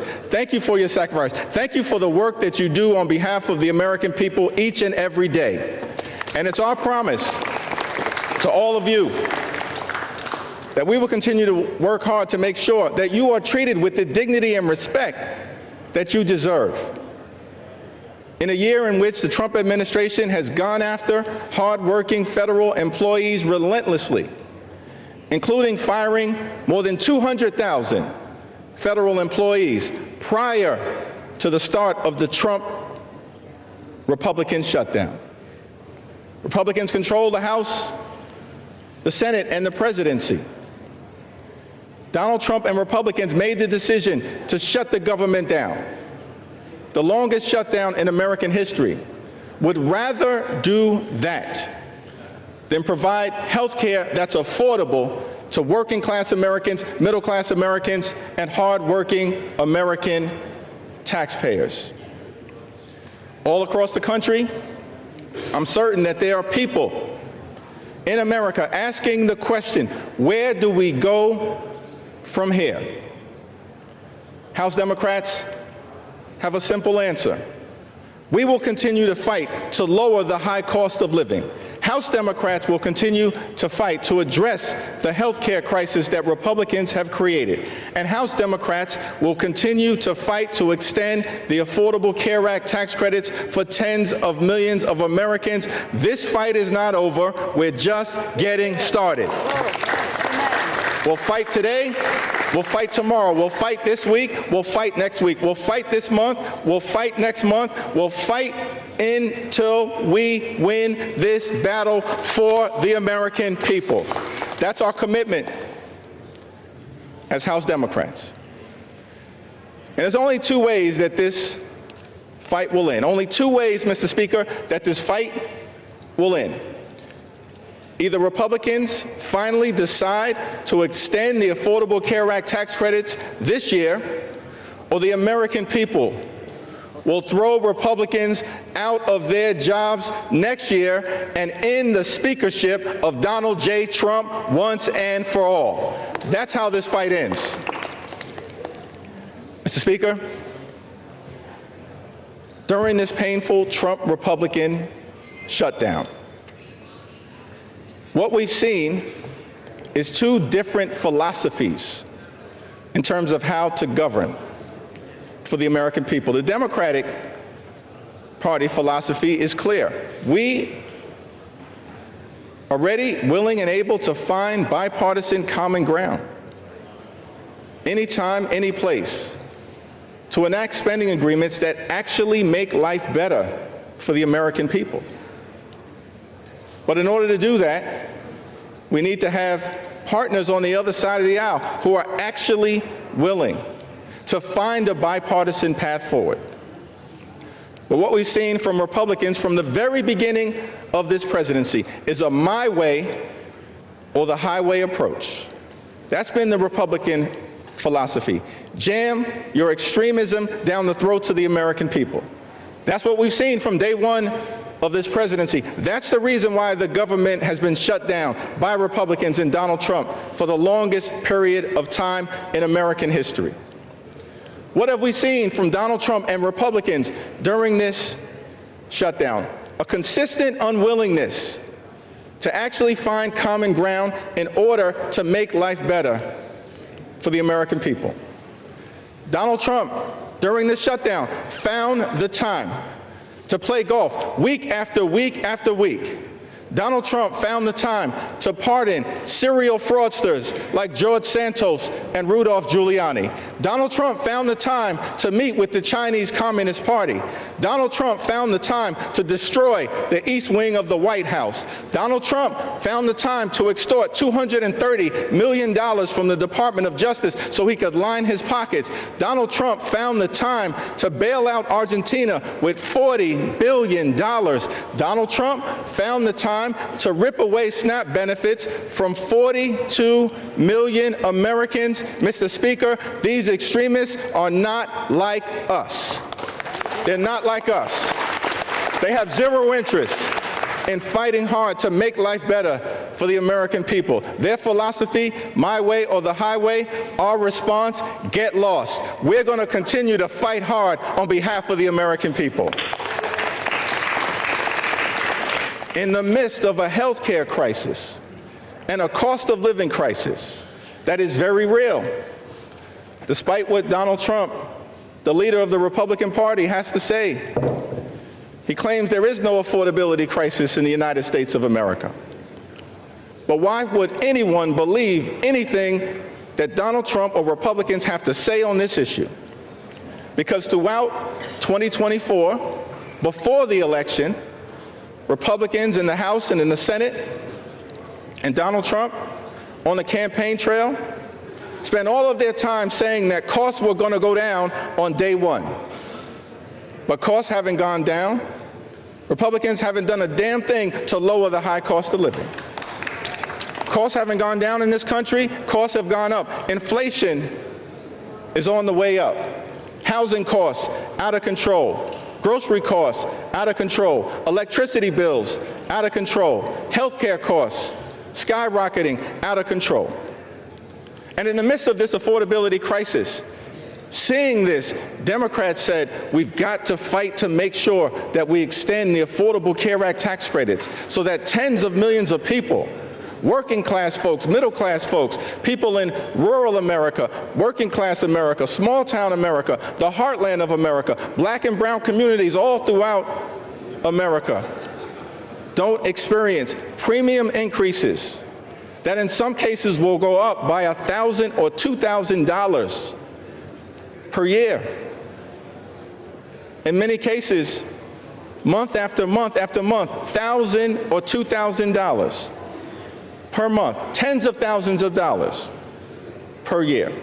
Unacceptable in this country, the wealthiest country in the history of the world. And this is in the midst of a Republican health care crisis. Republicans enacted the largest cut to Medicaid in American history, ripped health insurance away from 14 million Americans. As a result of Republican policies, hospitals, nursing homes, and community-based health centers are closing all across America, including in rural parts of this great country of ours. And now, because of Republican refusal to extend the Affordable Care Act tax credits, tens of millions of Americans are at risk of being unable to afford to go see a doctor when they need one. In this country, the wealthiest country in the history of the world, it can't be the case that health care is simply a privilege for the wealthy, the well-off, and the well-connected. Mr. Speaker, that's the Republican perspective. We believe as Democrats that health care has to be a right, and a right that's affordable and available to every single American in the United States. That's what this fight is all about. And that's what the fight will continue to be about as we move forward. Many of my Republican colleagues have suggested that they want to deal with the health care affordability issue, that they want to address the Republican health care crisis that's devastating people all across this country. Well, we have an opportunity for you to do so. There's a discharge petition connected to legislation that House Democrats have introduced to extend the Affordable Care Act tax credits for 3 years, because we believe that working class Americans, middle class Americans, and everyday Americans deserve the same level of certainty that Republicans always provide to the wealthy, the well-off, and their well-connected donors. Working class Americans deserve that level of certainty. So join us in extending the Affordable Care Act tax credits. It's not too late. We're in the midst of open enrollment, but the tax credits expire on December 31st. And we will stay on this issue until we get this issue resolved for everyday Americans. Mr. Speaker, as I close, I've had the opportunity, as many of us do, to serve in the United States Congress with legendary figures, too numerous to mention. Legendary members, of course, Speaker Emerita Nancy Pelosi, Steny Hoyer, the great Jim Clyburn, Maxine Waters, Elijah Cummings, Charlie Rangel, our own Marcy Kaptur, the longest-serving woman in the history of the United States House of Representatives. We've all had the opportunity to serve with legendary members, John Dingell, too numerous to mention. But one can't call that roll without calling the name of the great John Lewis. I had the distinct honor of serving with John Lewis for several terms. Many of us here in the House of Representatives did. I'll never forget, on my first day in the Congress, I had the opportunity to meet John Lewis for the first time in person. And he called me over to see him on the House floor, and he just asked me a simple question. He said, "Are you the new guy?" And I said, "Yes, sir, Mr. Lewis, I am." And he said, "Well, we're colleagues now. You don't have to call me Mr. Lewis, you can call me John." I said, "Yes, sir, Mr. Lewis, I understand." And then he said to me, "You're from Brooklyn, right?" Now, Mr. Speaker, I got to be honest, I was tempted to say, Brooklyn is always in the house.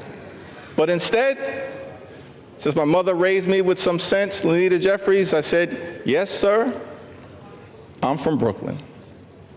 And then he said something to me that I've never forgotten. He said, "Well, I hear some positive things about you from your predecessor, but Washington, D.C., young man, can be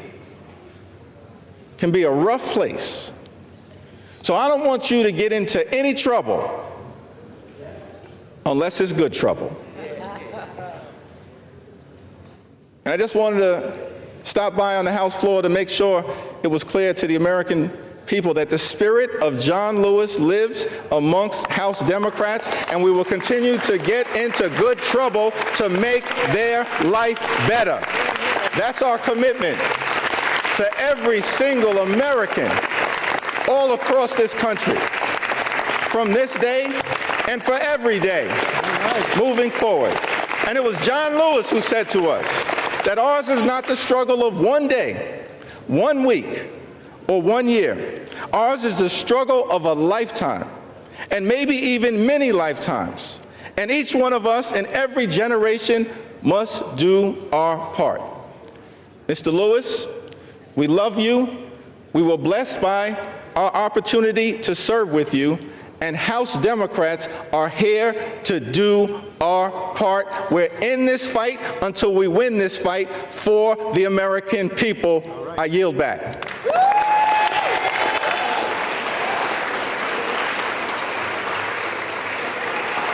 The gentleman yields. Members are reminded to refrain from engaging in personalities towards the president. The gentlewoman from Connecticut has 30 seconds remaining and is recognized. I yield back the balance of my time. The gentlewoman from Connecticut yields. The gentleman from Oklahoma is recognized. Thank you very much, Mr. Speaker. It's my distinct pleasure to yield the balance of our time to the distinguished Speaker of the House, my very good friend and a person I admire greatly. 1 minute. 1 minute. I'm actually just going to hold you to 1 minute, Mr. Speaker. My good friend, the gentleman from Louisiana, Speaker Mike Johnson. The gentleman from Louisiana is recognized. Thank you.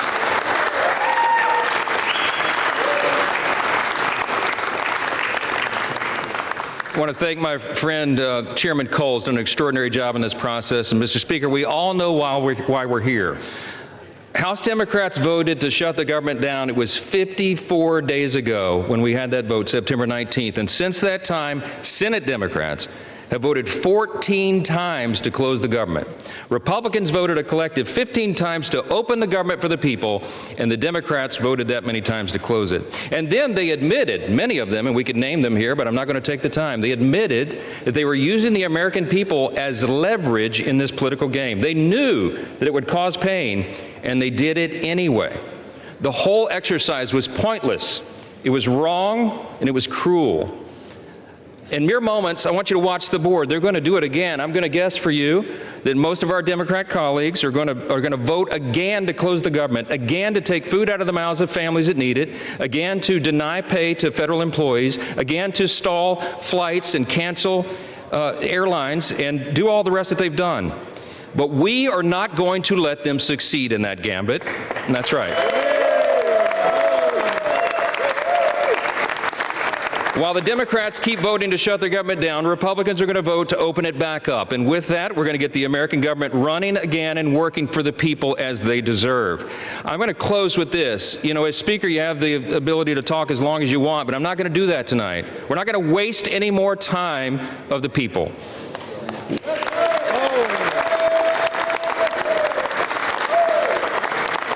I'm just going to say this. I think that everybody needs to remember this one simple thing.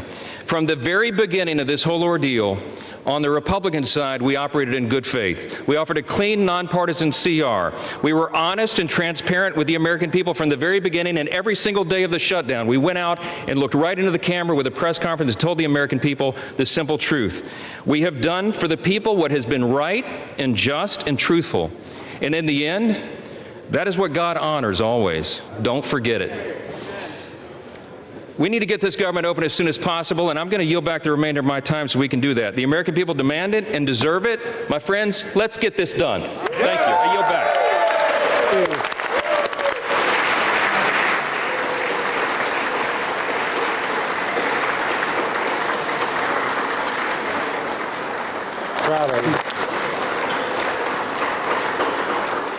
The gentleman yields.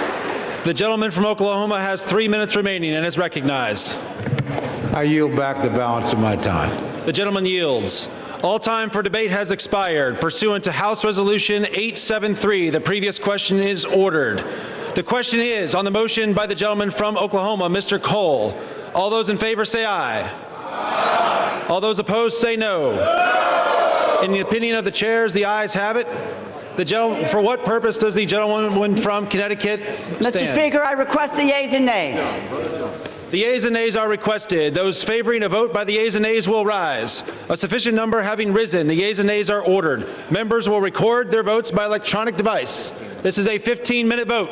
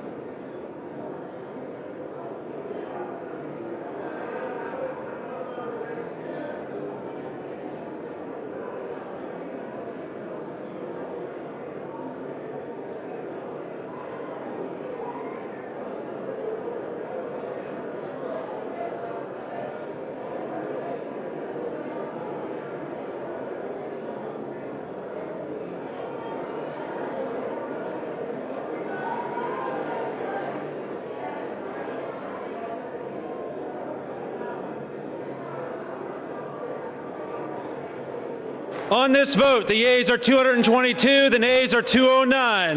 The bill is passed. The motion is adopted.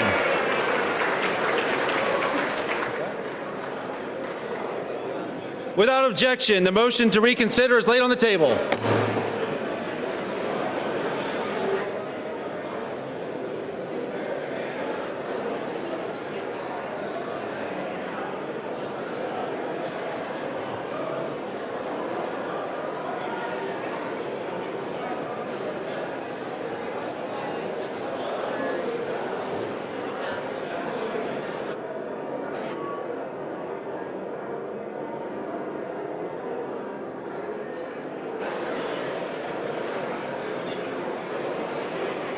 Going to get the House in order. The chair lays before the House a communication. The Honorable the Speaker, House of Representatives, sir. I respectfully request to be relieved from assignments to the House Armed Services Committee and the House Select Committee on Competition between the United States and the Chinese Communist Party, effective immediately. It has been an honor and privilege to serve on these committees on behalf of my constituents and the American people. Signed sincerely, Mikey Sherrill, Member of Congress. Without objection, the resignation is accepted.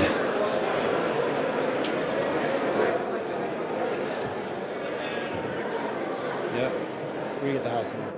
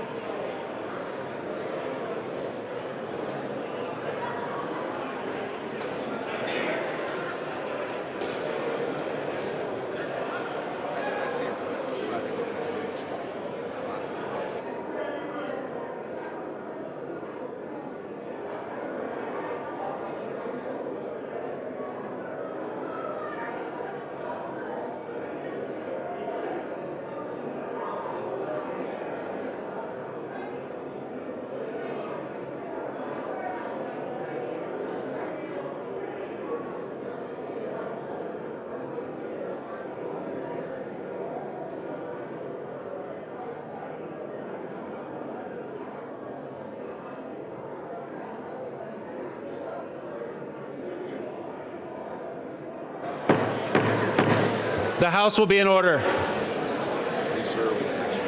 Yeah. Shh. The House will be in order. For what purpose does the gentleman from Kentucky seek recognition? Mr. Speaker, I offer a privileged resolution and ask for its immediate consideration. The clerk will report the resolution. House Resolution 874, resolved that the House has heard with profound sorrow of the death of the Honorable Richard B. Cheney, a former Vice President of the United States of America. Resolved that the clerk communicate these resolutions to the Senate and transmit a copy thereof to the family of the deceased. Resolved that when the House adjourns today, it adjourn as a further mark of respect to the memory of the deceased.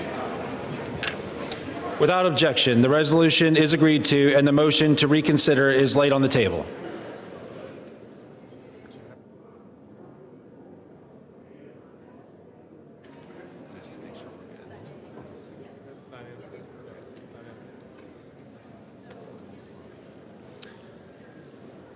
Pursuant to Clause 13 of Rule 1 and House Resolution 874, the House stands adjourned until 9 a.m. tomorrow as a further mark of respect to the memory of the late Honorable Richard B. Cheney.